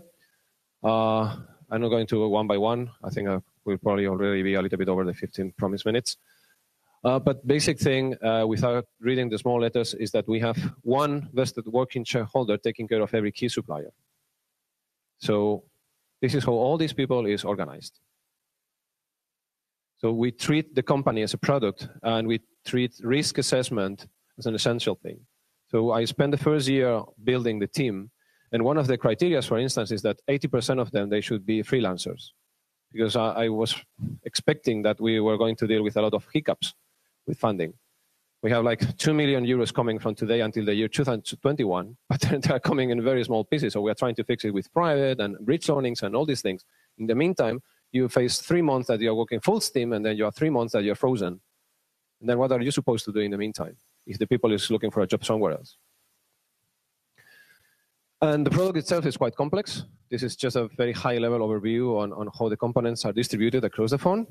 So the way to reduce the complexity and to make it happen is with the right partners. So all these companies, they are based in Europe, most of them in Finland. They did it before many times. So most of our suppliers, they are actually the former members of the Nokia Advanced Research Group in Oulu. And altogether, we are securing the future of proper R&D and welfare in Europe. This is what you have to do. These guys, they have to be busy, otherwise they will fly away. Okay, why now? Momentum. Yeah. Small improvements, they're great, but only when you face every 10, 15, 20 years, there is a moment in time that there are many things colliding, there is a convergence happening, and then you face one of those 10 times, 100 times, or with the car example, 1,000 times cheaper, faster. And that, it changes everything. So, yeah, not only about 3D printing, and many other things. This, for instance, is the PCB of our first working prototype. The first one that worked, because there were some others before that they didn't work. So these ones, they were made in Finland in less than 4 weeks. So they are really not the most complex PCBs in the world, but we didn't have to wait for Shenzhen to make something 1 month, then, okay, this is not exactly what we were ordering. No. Everything was baked and cooked in one city with 250,000 inhabitants. Yeah, the process was managed by our team management, our product consultants in London. It's a cooperative history from technical point of view. Everything happened in a very small space and a very short time. Why modularity? Well, it's not new. Modularity is not new at all. It's just a tool for eco-designers. It stands for functionalism. It stands basically for making the things more efficient and cheaper. So this is not CSR greenwashing. This is business as usual. If you apply eco-design the right way, your spreadsheet will look better. End of discussion. We can make a workshop on this thing any other day, but believe me, this is what we do. Why? Well, it increases the revenue. The cost decreases because it's for the economy of materials. We're not talking about recyclability. We're not talking about sustainability. This will happen as a consequence of the right eco-design, of the right modularity. But day one, what we will see is that you will make more with less. So, yeah, circular economy, we are getting there. I think that the report from Accenture 2014 is a must read. It highlights very specific cases where big companies, they were implementing these principles and they were increasing the revenue stream. Talking about momentum, this is a chart that is very well known in the software world, but actually works the same in hardware. It's just that for hardware, it moves things that move slower, but they move. So any technology goes through these main stages. And the red square current stage is where we are if we talk about smartphones. It's a moment where you can start open sourcing. It's a moment where the technology, the maturity, the supply chain, everything is ready for a big change. So in the first stage, we are usually looking outsourcing wave, and then there is an insourcing wave. and they tend to overlap. So at some point when you're a forerunner, as we were in 2013, 2014, we were going back to Finland, and everybody was going to China. And I said, yeah, but are you crazy? No, this is the right way. You were outsourcing because it was cost efficient, and you were taking the risk of outsourcing. IP risk, quality risk, but nowadays that's not a reason anymore. It's cost efficient to make it in-house. You're crazy, man. We're going to China. Well, go wherever you want, but we're going here. Yeah, so Germany and the robots. Adidas is making again shoes, believe it or not, in Germany. Why? What does it mean for them? Lower stocks, high quality, tailored, good business, better business. So if Adidas is doing this for shoes, well, it was how many times we have heard that we are making shoes in China because it's unaffordable to make it in Spain. Think again. Think of the cars. This has been a 100 years travel from the 40 to current day. So we go with platform, then we go with modular, then we go with toolkit. So what happened is that companies like Ford, they were outsourcing eventually to OEM makers like Magna Motors, for instance.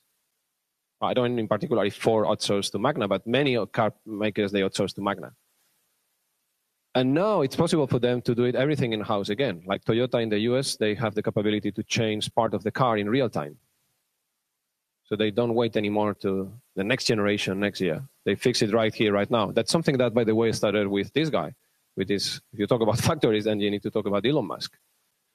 So he is saying that nobody is going to own a car in 10 years from now, but I would say that many people is not listening. So a guy who is making money selling cars is telling to you that nobody is going to own a car because he's switching into hardware as a service. That could be a good reason for Tesla to make the cars designed to last, to be more serviceable, because then you don't make money if the car gets spoiled after 5 years. But moreover, he said that the factory is the product. But again, I think that there's still the realization of how important this is, it's not there. Well, that's a good thing, because if we are aware of that, then we can be forerunners. Or we can be followers, but the first followers of him. And there are many other examples in many other segments. They're having moving at different speed. So furniture can be modular. How much time? 5 minutes. Okay, we'll speed it up. Wow. We can make a presentation out of each of these products. This was a paper produced by your dear colleague Karsten, presented at the Green Electronic Council, where they were mapping different types of modularity, explaining, okay, not all the modular stuff is the same. And they were so kind to feature us in the right side, which was the right side of the paper. We are not fighting the supply chain. As I said before, you have already a puzzle phone in your pocket. So we are repacking the subsystems as they are in the supply chain, which is something that Google Ara was not doing, by the way. They were reinventing the supply chain. Good luck with that. They were not big enough for that. So yeah, keep it simple. The Sewing robot. Garment industry, they have invested for years and years and years in super expensive complex robots to make sure they could fully automate this, the manufacturing of clothing. And then there was a young guy that said, well, why if we use these new cheaper robots that, yeah, they are not so precise, but if the complexity comes from the fabric being too soft, let's make the fabric stiffer. So they create a chemical product that it's sustainable, it doesn't harm the planet, it goes away with warm water, and then any cheap robot can handle the garment. Wow.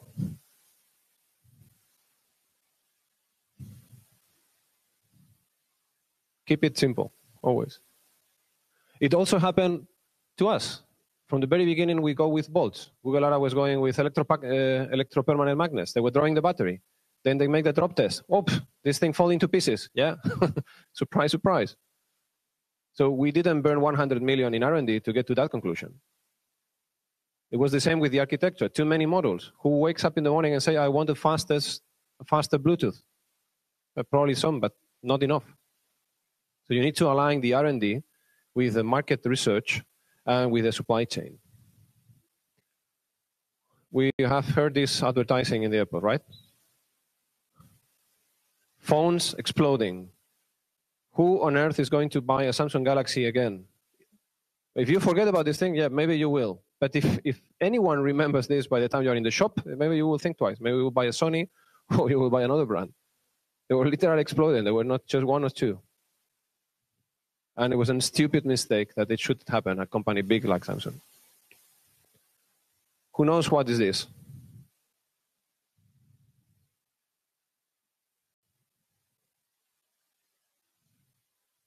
This was biggest failure probably in hardware startup ever.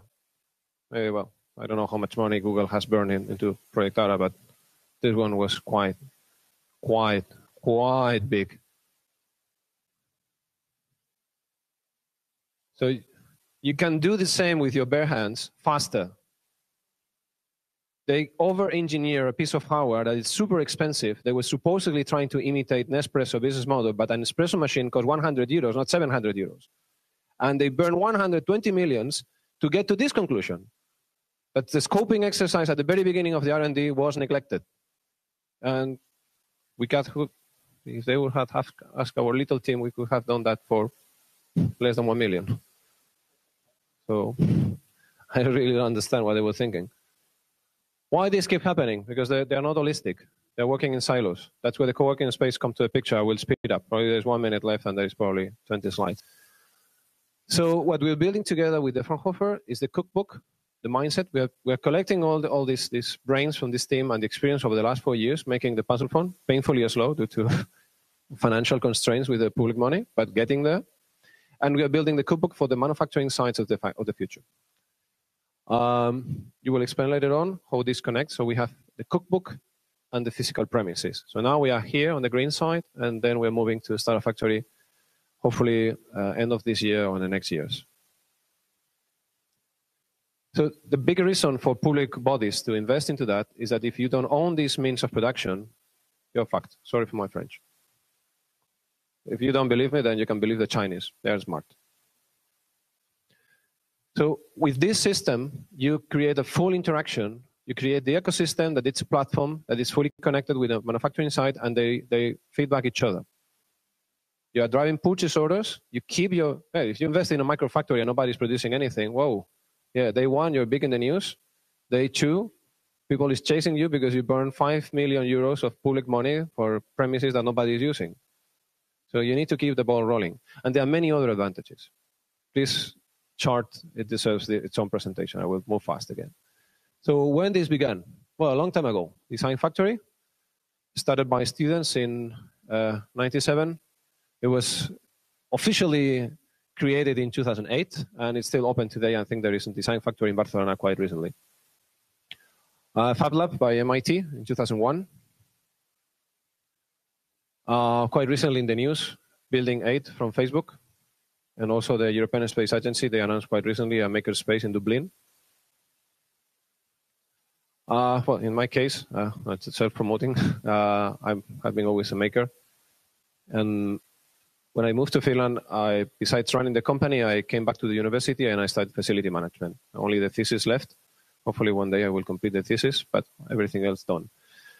So they sent me to the Cambridge Venture Camp, and this was my report. And it was this thinking that how to build a curriculum.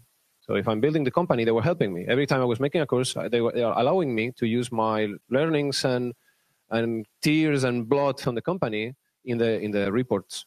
But then I thought, okay, but you have IT students, you have business management students, I'm a facility management student. Why not to run the company all together? Wild card, but that was my proposal. Available upon request. If you just email me, I can send it to you. Then there was a very old slide, and then we recovered quite recently when last year Fraunhofer offered us to start co-creating with them the Learning Factory. And I said, well, long time ago, we had this dream of claiming back and re-owning the full supply chain. And nowadays, it's fully technically feasible to own half of the pyramid. And the top one is quite expensive one, but it's getting cheaper. So if you want to become a silicon producer, 5-10 years ago, it was a 100 to 500 million investment. This year is 50 million. It's 10 times cheaper. And you could be in a position where you're producing your own chips. Think about it. This is super old also. Actually, it's featuring a Puzzle Tech OU, which is not the name of the company. The name of the company, luckily, was Circular Devices OE. I think it was a better branding. for us. But this makerspace was present. And then quite recently, well, this is wrong. This is not 2013. This is 2015. This was my homework for work management, workplace management. So probably you're familiar with one of these triangles, only one. The combination of four was what I thought it could be valuable. It was created by those authors here. And then I say, well, actually, in a full stack startup, you have four of these triangles cooperating together in the same space. So this blueprint is mapping how these different stakeholders interact, how you should connect in a workflow, designers, business managers, engineers, and so and so. Yeah, and we are there, done. Fab Lab, back in the day, we cannot produce on a smartphone in a Fab Lab, not even one. We had been nested at Design Factory for 7 months. We love the workplace. Great. Go there, visit them. Well, now you have one in Barcelona. It's easier. But technically, it was not enough for us. The kind of things that you can make in a Design Factory, they don't have the capability to produce a 10-layer PCB. The tolerances and everything was not even for an MVP, was not good enough for us. But everything else, it was great. And then we found that somewhere in the future, short-term future, the combination of what we call the Puzzle Lab with rising opportunities like Learning Factory and later on the Startup Factory, that could be the ideal workspace. So like GE is opening super expensive machines for whatever they are doing. In the consumer electronic world, you need slightly different machines. You need tooling, but it's different tooling. You need PCBs, but there are different PCBs. You need testing chambers. You need slightly different things. But if it works for a smartphone, then you can produce any consumer electronic device. And I think that this setup will work for us. We're looking forward to have a first licensee of Puzzlephone compatible, hopefully a young startup in Berlin that could be producing the first batch and piloting with corporates and government in Germany. And it should be produced, fully produced, PCB level. Yeah, LCD and batteries could still come from Asia, at least for the first years. But most of the device will be assembled and produced in Germany. The same in Finland, and why not in Barcelona? So we are pro-licensing, and we license both the factory, which is a product, and the product, which is the platform, the device itself. Thank you so much. Questions, I think they will come after at the panel discussion, and then I will hand over the microphone to Max. Hopefully I haven't ate too much of his time. Thank you.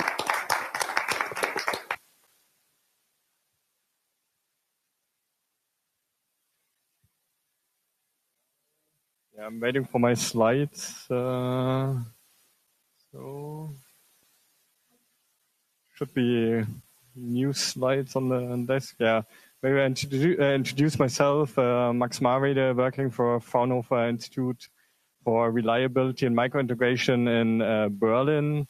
There are actually not one Fraunhofer Institute. There are 69 Fraunhofer Institutes in Germany, all applied engineering.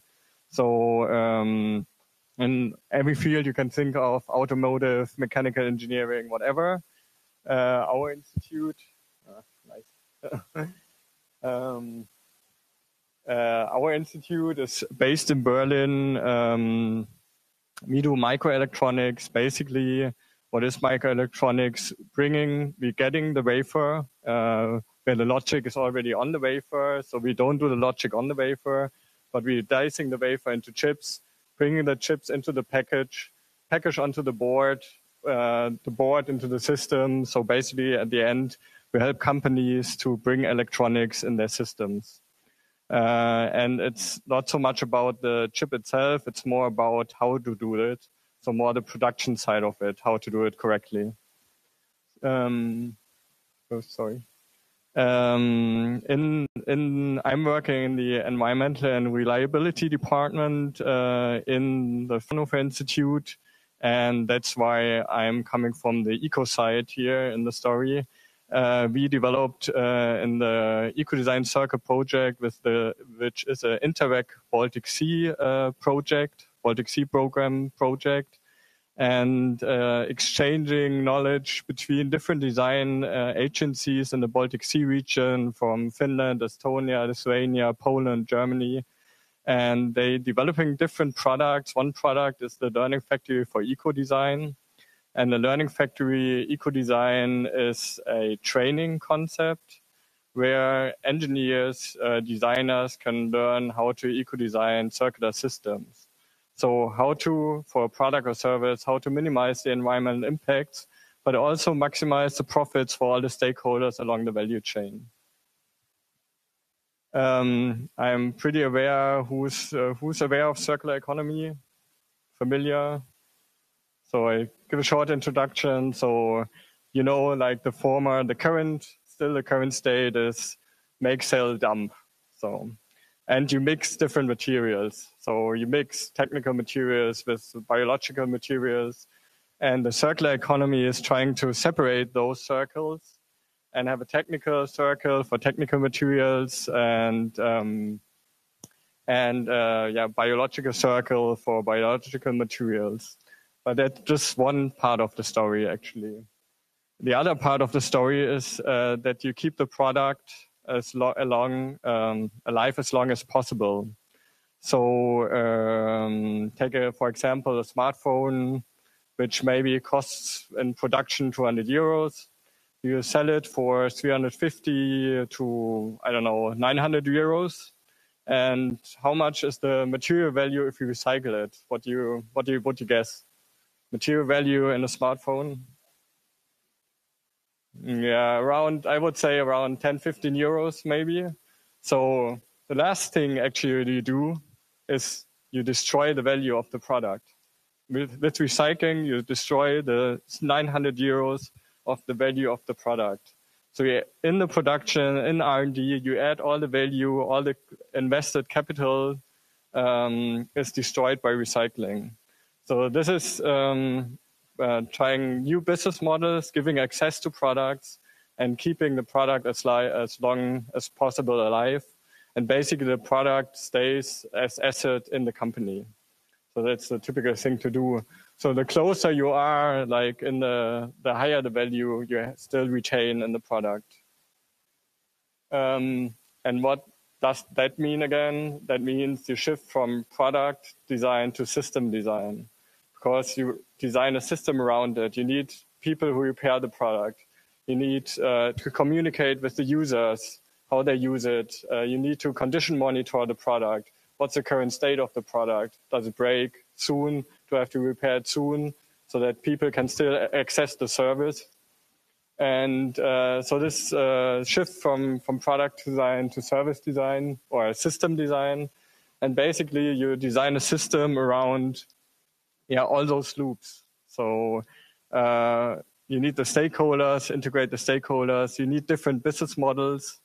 Like, for example, sharing paper service business models like Car2Go or DriveNow, or you could sell light, for example. You sell that a certain person, like this building has a certain amount of light in this room.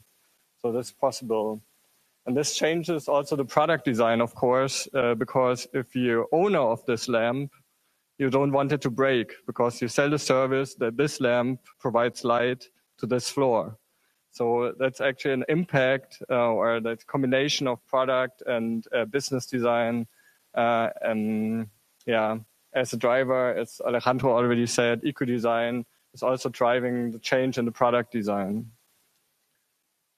So why is that good? What is good for the environment? What is good for the people? It's good for your business, basically. So you save money. That's what Alejandro already said. You save costs. The product is designed for the user. It provides the service which is needed, and you know the functions of your product, and you can monitor the functions of your product. So what we did in the Learning Factory, we developed this training, which is basically a hands-on workshop, a practical workshop. And within this workshop, he adapted from the 2-diamond process from UK Design Council, Stanford D School. In the process, you integrate environmental assessment, service design, system design, user-centric design methods. And you can go through this process, this training in 1 day, in 3 days, in a week. and in the long run, maybe in 6 months or 1 year to produce, to actually come to a new product. And so the long idea, the vision is that you go through the design process as a motivated beginner. You want to learn how to eco-design. You have your online tool, online learning materials available. You do the workshop, whether it's 1 day, 3 days, a week, or whatever. And then you end up as practitioner. You know where to start. You know the principles to follow. And you can go back to your company and change your company, turning towards circular economy. Or you're a startup, have a new idea, want to develop a product and prototype it. You come to our starter factory. What is Starter Factory? It's a new project at Fraunhofer IZM, currently in development. It's a hardware accelerator. Basically, we providing machinery to prototype electronic products. Why do we do that? Because machinery in this scale, industrial scale machinery is so expensive that no one can afford it, but we can. And we can offer the service, the access to those machines and help out supporting startups to do the mechanical, thermal, electric design. So at the end of the story, at the end of the prototype development, it's ready for manufacturing. And what we have is basically fully equipped workplaces and also supporting from our different labs we have in the institute, testing labs, for example, certification, whatever, to help the SMEs or startups out to prototype their product. So our core capabilities as R&D in manufacturing and prototyping, electronic prototyping, but we of course have also partners which help you out with business development and so on. So the core of the Starter Factory is actually a PCB assembly line. What is that? Basically, you have a printed circuit board ready-made, and you put the small components on the printed circuit board. For that, you need a solder jetter or solder printer. You need a pick-and-place machine for the components, and you need a solder oven to actually fix the components onto the board. And this is a quite long line, as you see here, and I don't know how much it costs, probably $1 million or so. But as we provide it, you can have access to it. And the idea is that companies come to us, they have their own C container where they're working in. They have the software and hardware available to develop their prototype and the knowledge background of our institute, which help them out. Our guys, our engineers help them out to prototype their product so that at the end it's manufacturable. It's, you know, that you can go, if you want, you can go to China, you don't lose your IP rights in the prototype development and manufacture it here. Better you come back to Europe and manufacture it in Europe. So this is the long-term vision which Alejandro already envisaged, is that basically like people, companies or whatever, whoever comes to us, go through the design process for a circular economy, for eco-design. Then they prototype their product in Starter Factory. This example, then there is a product onto the market, in the market, and actually the user, it's not a consumer, it's a user of the product, and it's also a producer, because he goes back maybe with some ideas, going back to the first stage, inventing new, and developing the product further. So that's our long-term vision, how to combine Learning Factory and Starter Factory in one service. So yeah, what are your plans and how can we help you?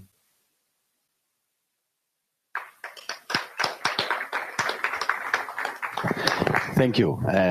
Thank you very much to all the panelists. So I really took many notes, and I tried to sum up the many notes that I had during this presentation. We had been talking about the accessibility Technology is surely one of the enablers. Now it's much more accessible. It's much cheaper. There are capacities. There are capacities like many skills available on the market, and there are many business models which can be enabled. There are not only the traditional ones, it's also many new and emerging ones. And there are also the manufacturability capability that is especially, I would say, let me say, get simpled, and maybe also in terms of location. I might imagine that, for example, in the last presentation, you resemble very clearly that a little space can enable the production of customized product, and customization finally is something that each of us wants to have. I have some general questions that I would like to pose to all of you, and then I also would like to have some reaction from the panel, from the public. On the side, if I have to reconduct all this discussion to the audience, which are co-workers and co-workees, or the users of co-working spaces and the managers, the co-working spaces finally are a unique community. We share values and share attitudes, and especially share different knowledges and capacities. So how could they take advantage of all the things that we have been seeing here? Technology access, business models. How could they eventually contribute to the rising of let's say a macro factory, or how could they take part of this? What is needed? Is just a matter of investment, or whatever else?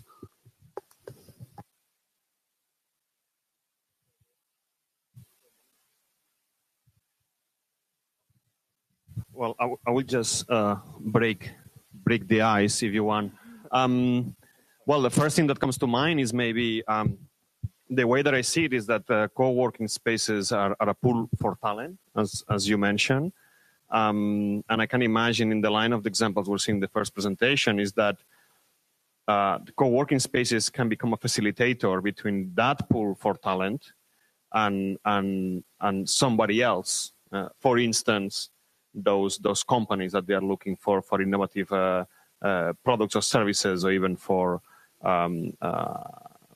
innovative teams itself. That's like the low entry barrier. You know, you can become an enabler. So basically, you're providing a service here, and you don't need a major investment to do that. What you need is to mobilize this talent and to connect.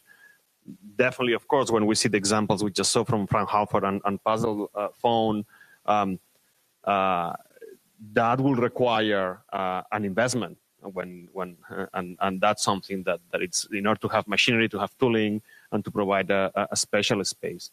But maybe here is where it comes the combination between the co-working spaces coordinated with some public institutions or with some large private companies that coming together, they are building this sort, in that case, of a smart factory. So, yeah.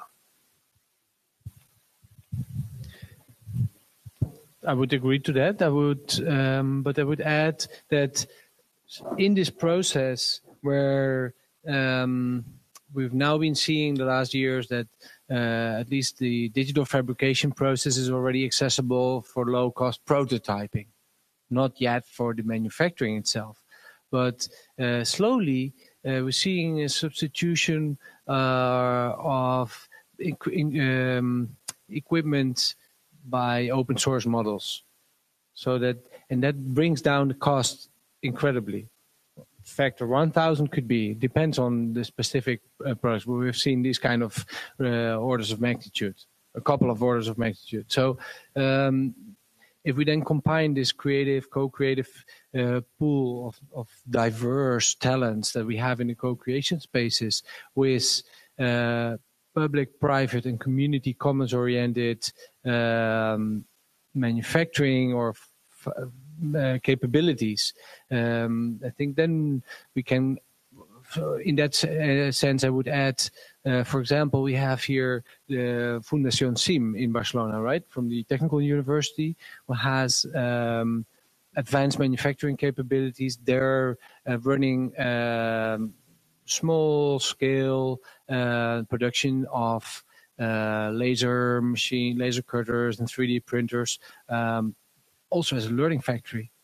So these kind of capabilities can be made available in a public-private commons-oriented settings. And then if you add to that what I said this morning about the motivation, right? If we align the different motivations of the people, of the real users, so we're going away from consumerism, right? So we're going towards this bottom-up, co-created, demand-driven model. So then I see that at least there is a serious possibility that we go this way. We have cooperative models with collective funding as well. So you have the three parts, right? The creative talent, the manufacturing capabilities more and more open sourced, and the funding more and more aligned with the interests of the end user.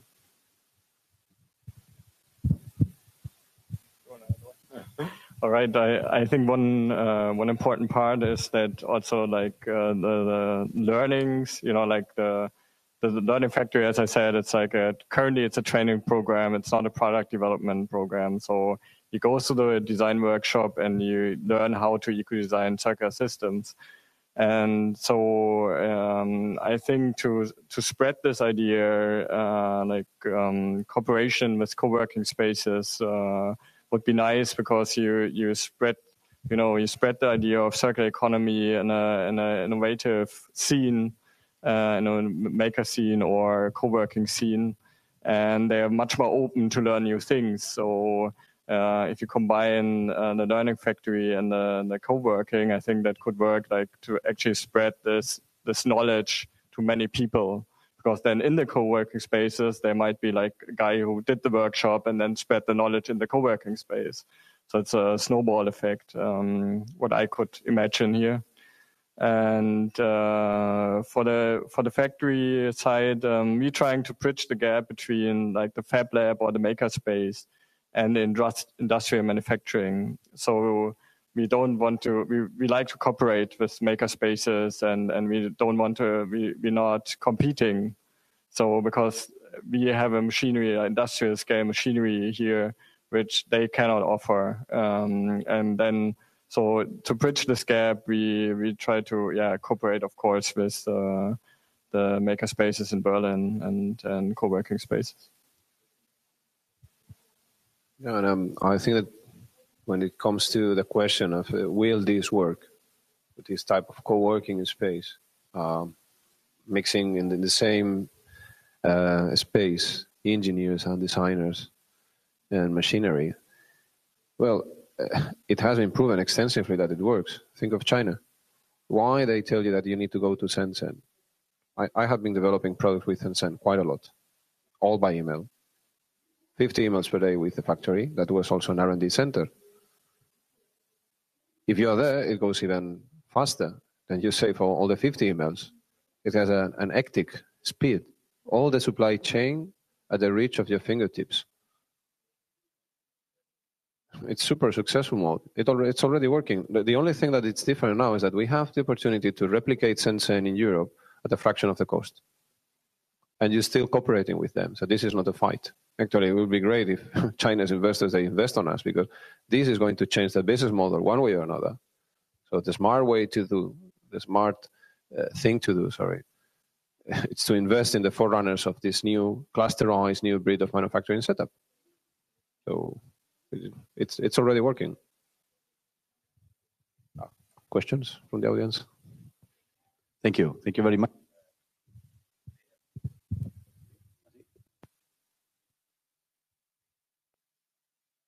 Ahora sí. So thank you very much. Now I would like you to make some questions. I know that there are co-working managers, that there are co-workies. How would you feel that feasible? How would you feel that? Which is your impression? Are there currently services that you are developing or you might consider to develop in the future, which might be towards the cooperation within, let's say, a model of a learning factory or something like that? Or how do you think, which are your opinions? I don't know if somebody of us wants to raise the hand and introduce himself and make some question.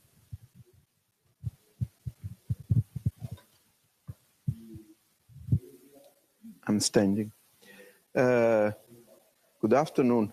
And first of all, I will introduce myself.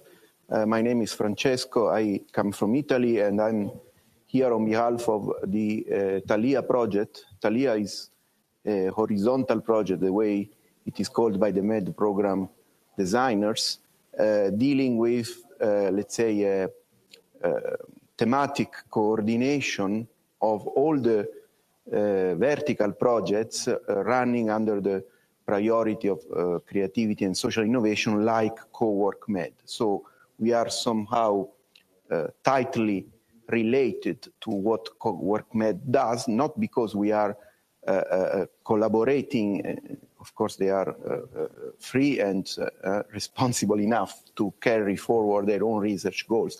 But we are somehow trying to find links, connections, and opportunities for merging and exchanging ideas, etc., with other projects running in parallel under the same program priority, which is creativity and social innovation. First of all, I would like to congratulate you all for the wonderful presentations, and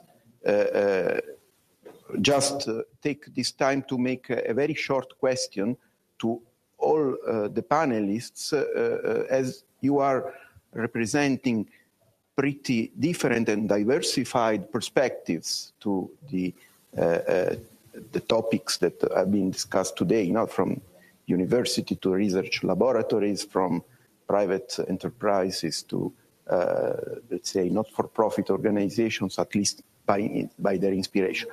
So my precise question is the following. One of the main goals that we, as Thalia Project, have is to demonstrate, to identify first, then demonstrate the existence and the importance of territorial connections to innovation.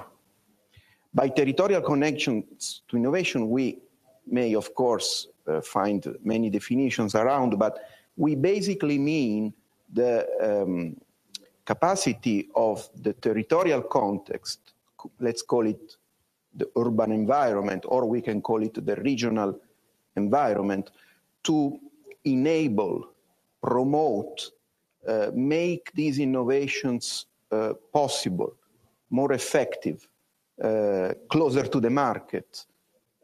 This is up to you. It's the kind of answer that I am asking to each of you. But basically, my question and our research question is, you mentioned, most of you, all of you mentioned many trends, many anchors for the justification of your respective research and business orientations. The overall impression that I took from your presentation, and I'm saying this with great respect and my admiration for what I have seen, is that this is kind of, let's say, the latest fashionable word of mouth or trend that you are taking up now because it is fashionable, it is sexy, I could say, and then maybe next time there will be another different trend with other implications.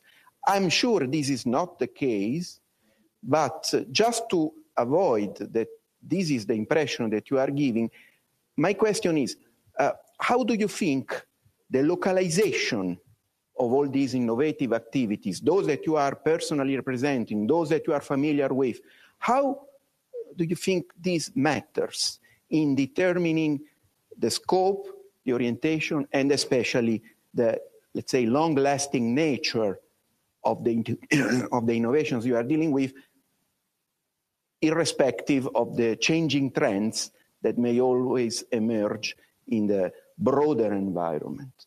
I don't know if I were clear enough. Thank you. Okay. Oh, big question, eh? Thank you. Well, I think that do we want to have another question, and then do we want to ask two questions, or how do you prefer? Yeah, Shall we add another question? Is there another question from anybody of you who would like to pose a question to the panelists? But that was a long one. I will forget about it. There was a long one. Okay. So first you can answer I would like this. to answer that one. Sorry, please. Yeah, but I really would like to answer this one first because it was a super long one. I think that these trends, they're not passing by. Those are not passing trains. It's not a passing train that 20% of the soil in China, it's useless for growing anything because the industry has destroyed everything. And it's deeply connected with design thinking, planning, and all these things. So the way China conceived on an early stage, when the Western world came there in a hurry to produce things faster and cheaper, they provided a solution. And they were probably not thinking too much on the future. And now they have an issue that I guess that they are working very hard to fix it. And probably, or hopefully, they will succeed because basically all those harmful substances, they don't know borders. So now we are measuring amazing amounts of heavy metals in San Francisco. They were throwing up production to China to get rid of the dirty business. And now they're getting the dirty business back because, air and water, they don't recognize borders. So that's the big issues we have here.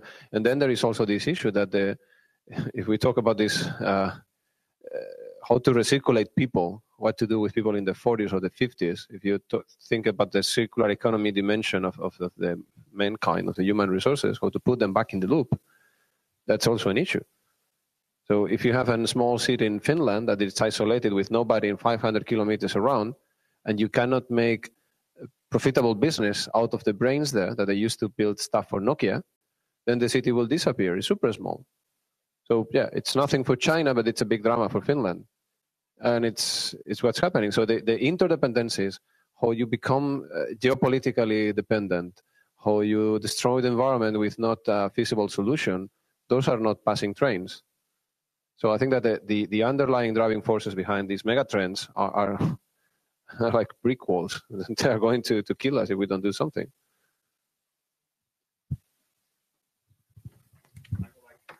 I would like to add up to this a couple of considerations. The first one is that, as we were saying at the beginning, when you talk about trends, it seems that it's something that is just passing by. And at least what I tried to mention at the beginning is like, this is a snapshot of the moment today. And I think everything we saw today, it comes from somewhere and it's going somewhere. So actually, we heard a lot about eco-design. And if you never heard about eco-design, maybe it sounds new to you, but this has been going on for almost 30 years. And it's been evolving, and we've been learning. So what we saw today is a certain point of maturity of that kind of way of doing things, which definitely is the most mature moment in history. And myself, I was involved in eco-design from 2001, so I saw a large evolution here going on. So what I tried to say here is that those are things that they come from somewhere and they're going somewhere. And that doesn't mean that it's good now and it's bad tomorrow, or it's valid today and it's not valid tomorrow. That's going to continue. So that's one thing. But more specifically about your point of the territory, of the land, the importance, I have the feeling that what we spoke today is mainly about ways of working. And I don't know so much how ways of working has to do with the territory and the agents. Maybe cultural things have an influence. We saw examples about Finland and Germany and Spain, and in every region have some cultural accents or ways of doing things that maybe Finland is way more open than Spain, so certain things can happen easily.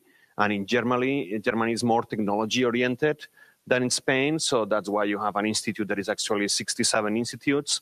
So your culture, your background, your heritage definitely is going to define how you work. If we talk about industries, that maybe it's more interesting. At least I have the example of Barcelona or Catalonia. I come more from the science-based and industrial approach. And for instance, Catalonia made a big bet on biotechnology and life sciences some 15 years ago.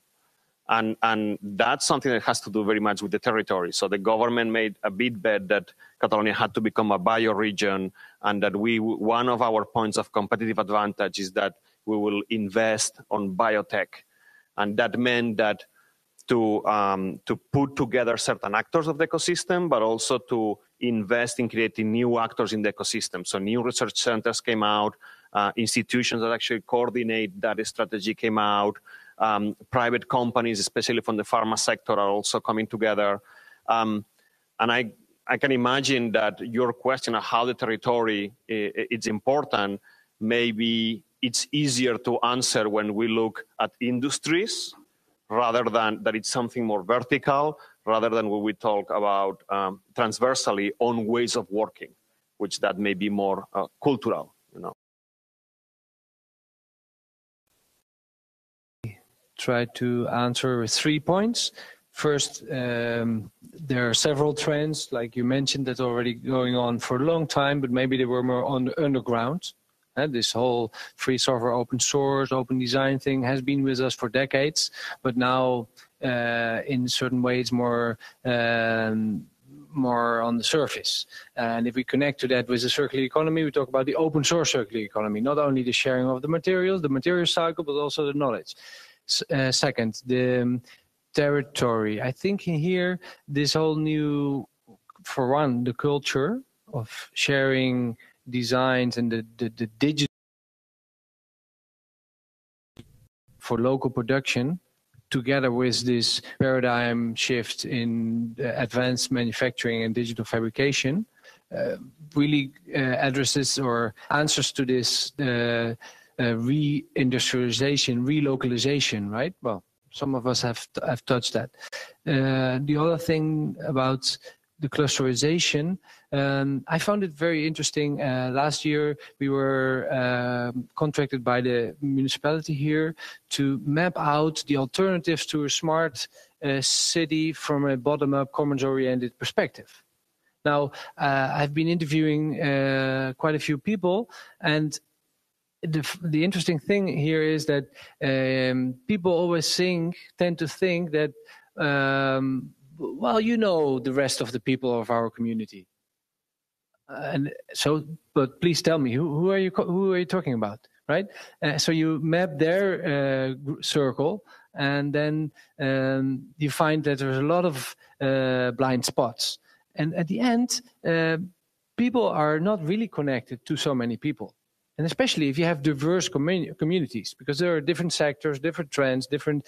So if you really want to map it out, such kind of mapping and maybe in a collective way would be really enriching for the whole ecosystem to become aware of what's actually in the network, the wider network that they have to organize to make these kind of things happen that we're talking about.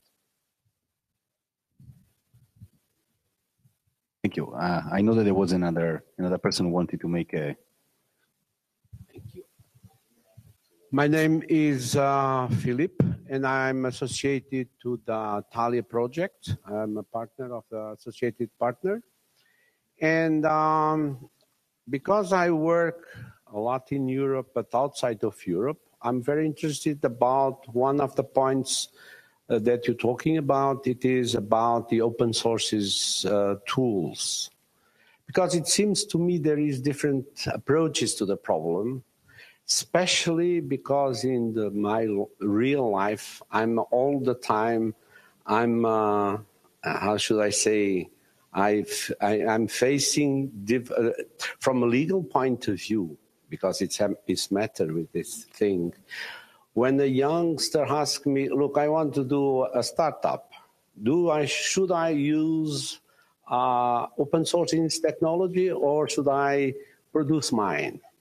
And the point is, sometimes, as you talk about the Tesla, the first speaker talked about the Tesla attitude, the policy, the recent years. My question is, they could close this way to use the patents. So, because you as the puzzle factory, you adopt a different attitude, half closed, half open, as far as I understood. And the question is, facing this these possibilities of changing, what should I say to the youngster in Africa or in Asia that asks me, what should I do? So I'd like very much to listen to you, please. Thank you. Well, every situation has its own complexities. Of course, we recently published a study for the European Commission on the rights and obligations within this, in the context of digital do-it-yourself, which is part of this culture, right?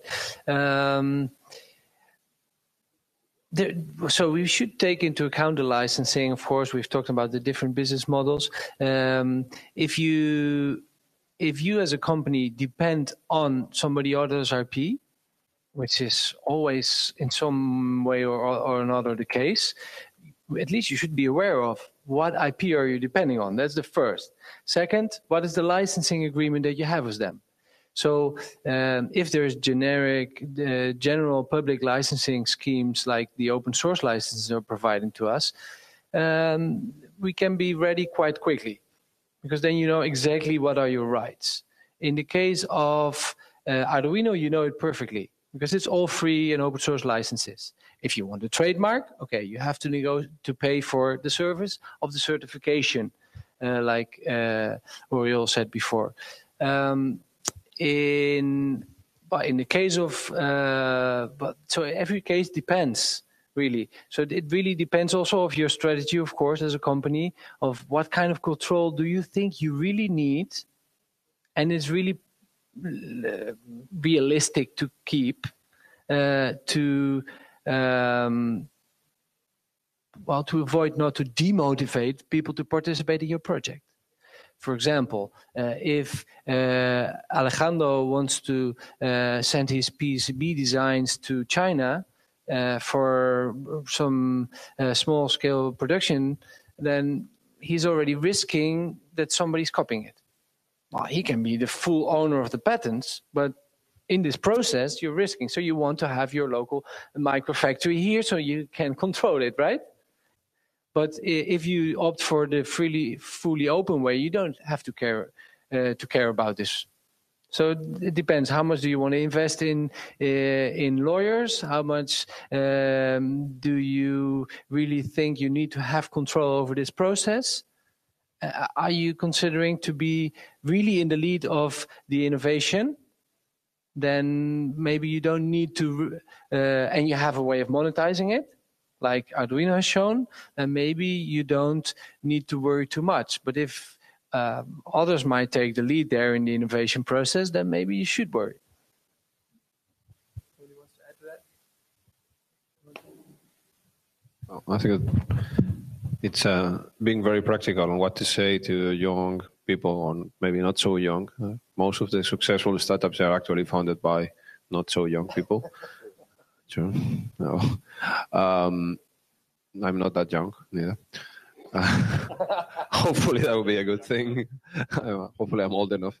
But yeah, I think that the IP strategy is something essential and is very easily neglected because it's difficult to explain to, by definition, if someone is asking that question, probably they lack of experience, and that's totally okay. So how to explain to someone the importance of that, it deserves some workshops, meetings, planning, and say, well, if you go this way, you will be dead in the water. If you go this other way, you may have a chance. Still, you will probably die, but you could have a chance. So it doesn't matter if you go open source. You can go as open source as you want, but you need an IP strategy. And in many cases, if you go half open or licensing and all these things, there's always this balancing act between the IP you own in design, the IP you own on a trademark, and the IP you know on a patent. And those three things, they are connected, and they are connected as you wish. It depends on your strategy. But you need to be aware that those things are connected. And the brand, when it comes to the trademark, it plays a big role. So how are you going to build your brand? By definition, if you're in a startup, even if you are lucky and somebody pours 50 million in you, which we know that those things usually don't happen, unless your dad is a friend of the president or things like that, we know these things, you're going to be a small, miserable startup for a long time, even if you succeed later on. So you need to build a realistic IP strategy linked to a realistic branding strategy. So you have to decide if you go from target to market or to market to target. And usually you can never build anything market to target because that is super capital intensive. You need to go the other way around. And then by definition, you are accepting that you're going to be small day one. You need to find your audience. You need to find your early adopters.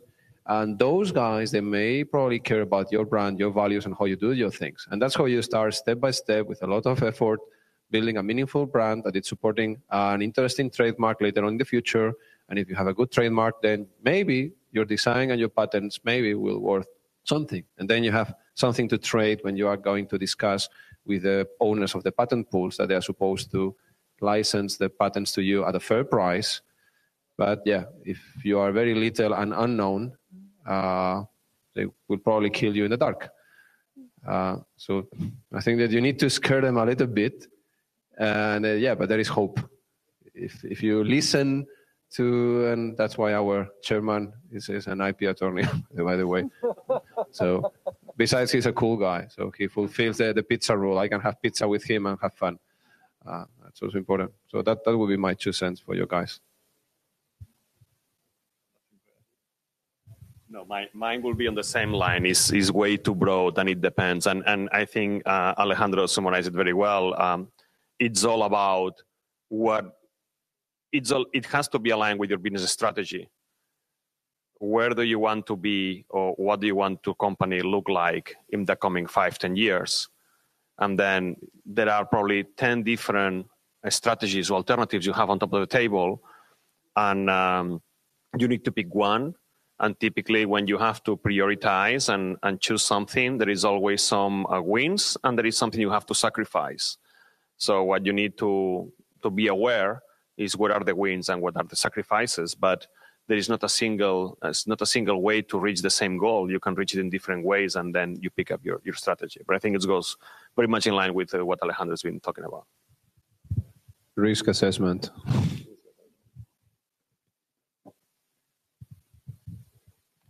Is there anybody else who would like to make a question, please? Hi, my name is Luis Navarro. I'm also involved in the Thalia project, but in my experience, when talking about the open source and so on, I have dealt with that many times. I'm a supporter of this kind of methodology. But when speaking about IP, my experience, I face many problems because sometimes these new models of innovation go faster than the IP regulation. And sometimes they became a really disaster to face the regulation as policies and so on. And you finally give up on that, and you decide to overcome that barrier and try to focus on the community and so on, and just think that if somebody copy you, it's because you are doing something right. I don't know. There's a mix of concepts. And do you think that the regulations are advancing as faster as the innovation models?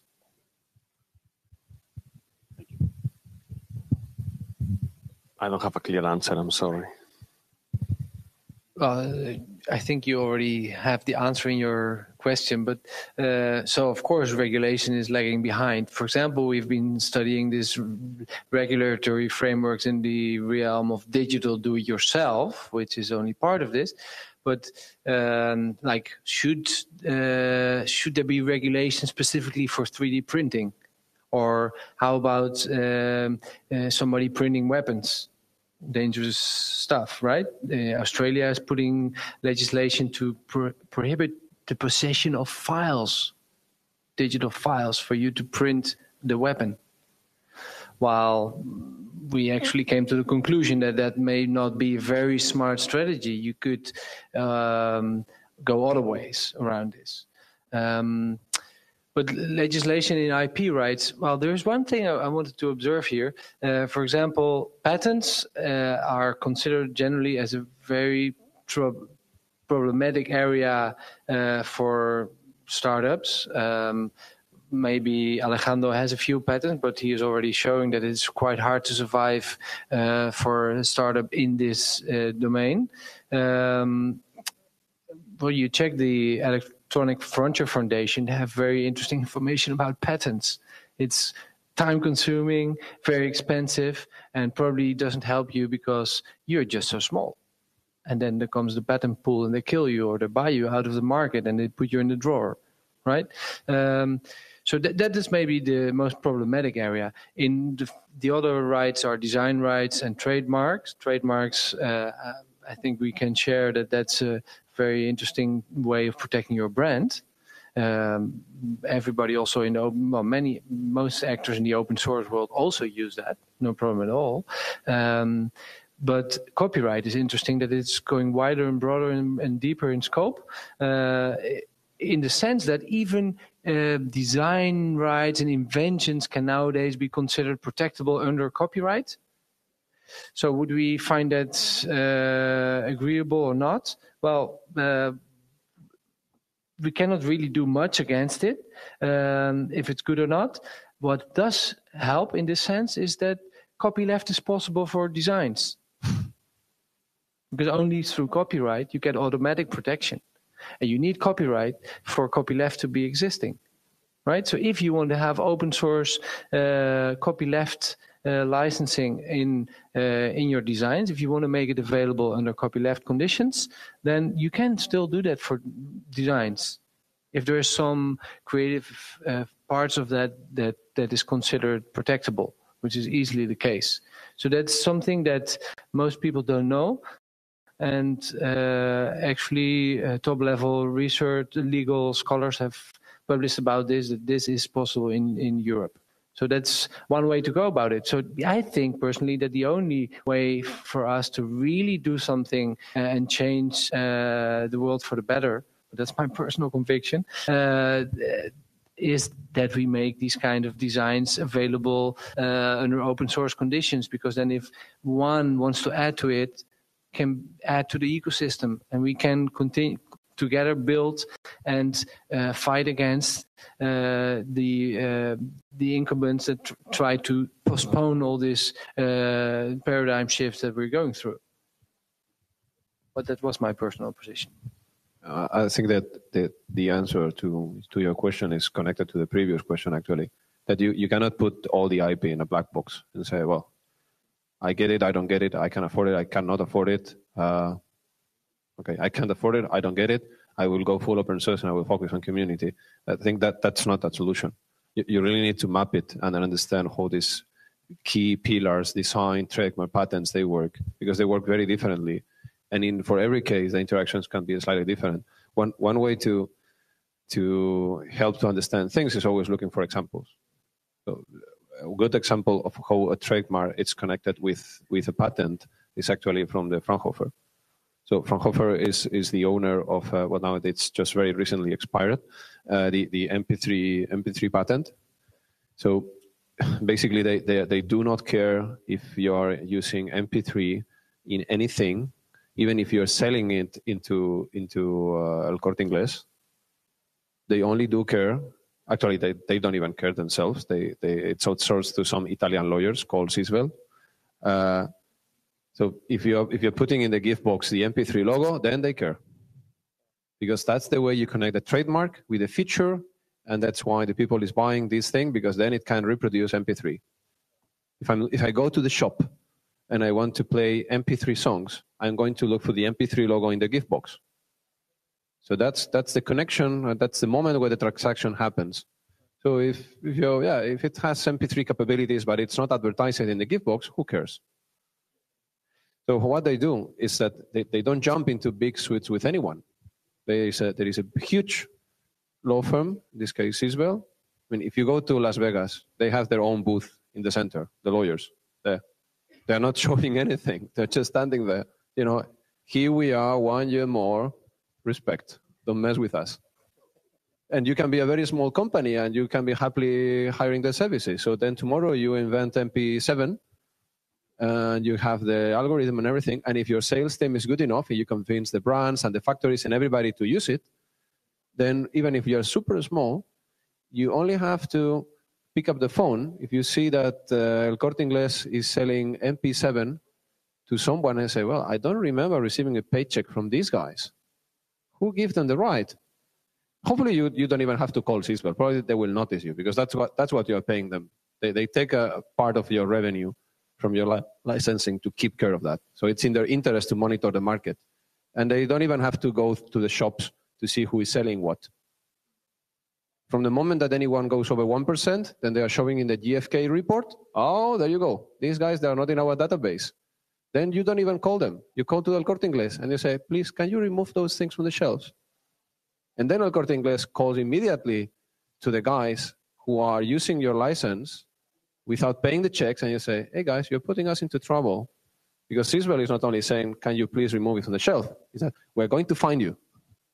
And if El Corte Inglés receives a phone call from Sysbel, wow, that's shaky. The purchase manager, they have a trouble there. And behind all these big players fighting each other, it's a small company who invented MP7. So there are ways to do it. It depends. In some cases, it could be more complicated and it could be more expensive, but you need to map it. You need to understand how it works and you need to talk with the small and big ones and say, hey, how do you do that? And maybe in some cases it's not viable, then you need to circumvent it in a creative way. But you need to map it and care about it, for sure.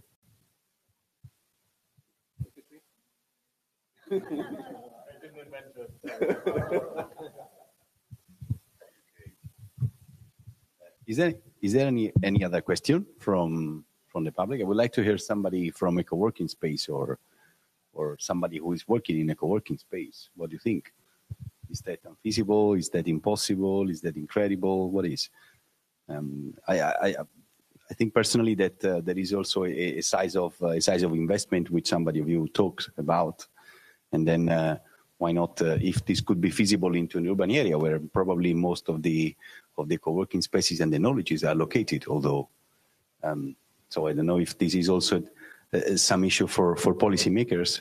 I know that, for example, in the case of Barcelona, there are very, very big spaces who have already the infrastructure and equipment for developing, let's say, projects and are hosting companies, startups. So could it be the microfactory concept something that might, under the coordination or of a public authority, fill up as a real ecosystem with this concept? I don't know. I don't know. It's this. I don't know if this could be a question for the panelists or what do you think? Do you think that towns might have local authorities might have somehow a sort of responsibility or a sort of driving force? Could be a driving force in order to develop concepts as microfactories. Maybe I repeat the starter factory. So this was funded by the Berlin government. So they clearly said we have software startups in Berlin, many software startups, but we have some hardware development companies still in Berlin, but we need to bridge the gap from software to hardware. So that's why the Berlin government said, okay, you guys, your Microelectronics Institute, you get the money to provide the hardware and the service to develop hardware. So this was a clear decision from the Berlin government to fund this starter factory. Sorry.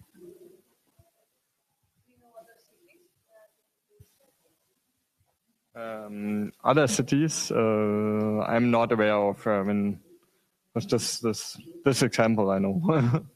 Would be good to try that out here in Barcelona with the learning factory that you're working on there.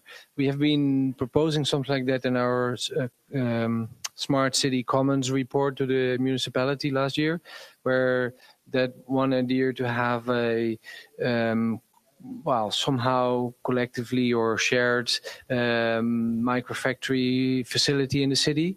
The Fundación SIM would be interested in bringing in their expertise in advanced manufacturing.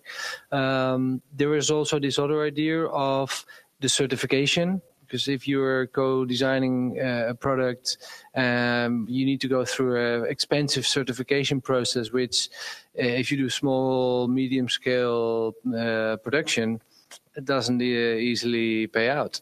If you have to pay 10 or 15,000 euro for the certification. So if you decide in this proposal would be if you would have a partly publicly funded facility that would help in this process of certification.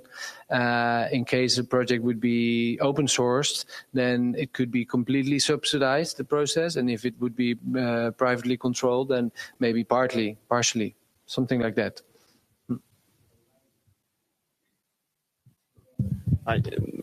I feel that definitely this is something that it could be supported from public sources. But I also have the feeling that this has to be aligned with the overall strategy of the municipality. Because one thing is to say, oh, it's nice to have a Fab and Code, like a creative space, or it's nice to have a Fab Lab, it's nice. But the question is like, what are the main strategic lines of the municipality? And is this adding or is this a distraction from those strategic goals? And that, exactly, it's about priorities. And at this point, I have to say that's a bit unclear to me. That would be in the case of Barcelona. Actually, there has been a push towards this direction, and what we see is that these, as you say before, these Ateneus de Fabricació. So now the Fab Labs also being something, having some that are publicly supported and funded. So that's a direction to go. That's a direction to go. But you know what happens also with public institutions and with the governments, that as there is a change of color, there is a change of priorities, and something that is number one priority one day, it's dropping out of the list next day. And I think we experienced that in that city in the last year. So I think that there are, just to add, I was thinking of some of our partners in the company. It's from London. We have Julian and Ben with the Imagination Factory and Interactual, product management and quick prototyping companies. And they have been participating in a number of calls from London City. So what they do, what the City of London does, is that they, I don't know in detail the process, but I heard the history quite a lot of times from them. They launch challenges. City is buying a lot of stuff. It's probably the biggest purchaser in the city is the city itself. So they had, for instance, this was a real case. They had an issue with the leaves. The leaves when they drop over the railway system, they isolate the train, and then the electricity doesn't circulate. So the train is stopped by the leaves. It sounds stupid and weird, but it's happening. And the train company couldn't find a solution for that, and everything was super expensive. Like, what the hell are we going to do? Are we going to be vacuuming? It's not cost efficient. An army of people cleaning the railway in the autumn, it doesn't work. But when it stops, it creates a mess. It grinds the efficiency of all the companies in the city, because you have been in London, it's hectic, the amount of people you move on a Monday morning to get to work. So they launch a challenge, and first they say, well, we are going to found this scoping bit of the R&D, which is the first stage where you have this British mindset towards R&D, again, proper R&D management. Let's see if you come up with something that it's pointing in the right direction. So in the scoping exercise to any problem in product development, you map, you do the risk assessment, you evaluate the thing and say, well, there could be something there, there could be something there. So in one case, and similar to this one, they even found a full solution during the scoping exercise. It was unexpectedly cheap. So they usually pay like 50,000 quid for those challenges. They select like 100 ideas. Then okay, these 10 are going to be founded. There could be a cooperation with a railway company. So if there is an invention coming out of this, the small company, engineering firm, startup, whatever, you have some kind of agreement with the sponsor of this call, and then you will share the benefits. And then eventually the railway company will end up with something they can exploit, and then they can sell it to other companies all around the world, which means that that company will be paying more taxes and everybody's happy.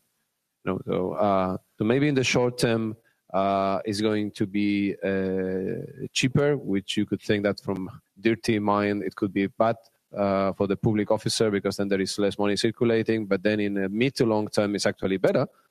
It's a cultural thing. And then you will end up making more money if you just have the long-term vision. And it's super efficient. It's a 50,000 quid challenge per participating. You collect up 100 good ideas. Then you select 10, you found 10, and probably 2 or 3 will be good enough. And in this case, I think the Imagination Factory is working out this thing. They found out a solution with microwaves. So they put a microwave cannon in the front of the train that it's pointing to the rail wheel, and it's sending like bursts of microwaves, and that removes the leaves away, and it's pointing to the ground, so there's no killing, no harming anyone. So that was a stupidly simple solution, and they have more cases like this one. I think that it's good to go to other cities and see which ones have some initiatives in place and how they monetize it, and it can be very, very profitable.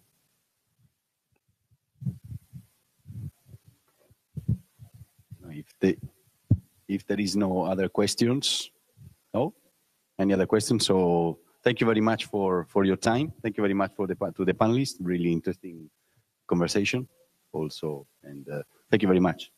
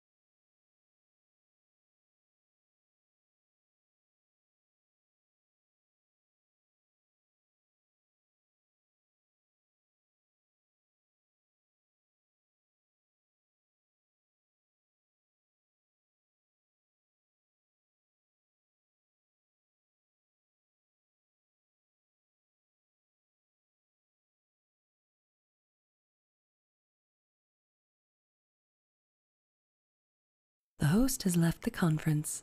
The conference is about to end.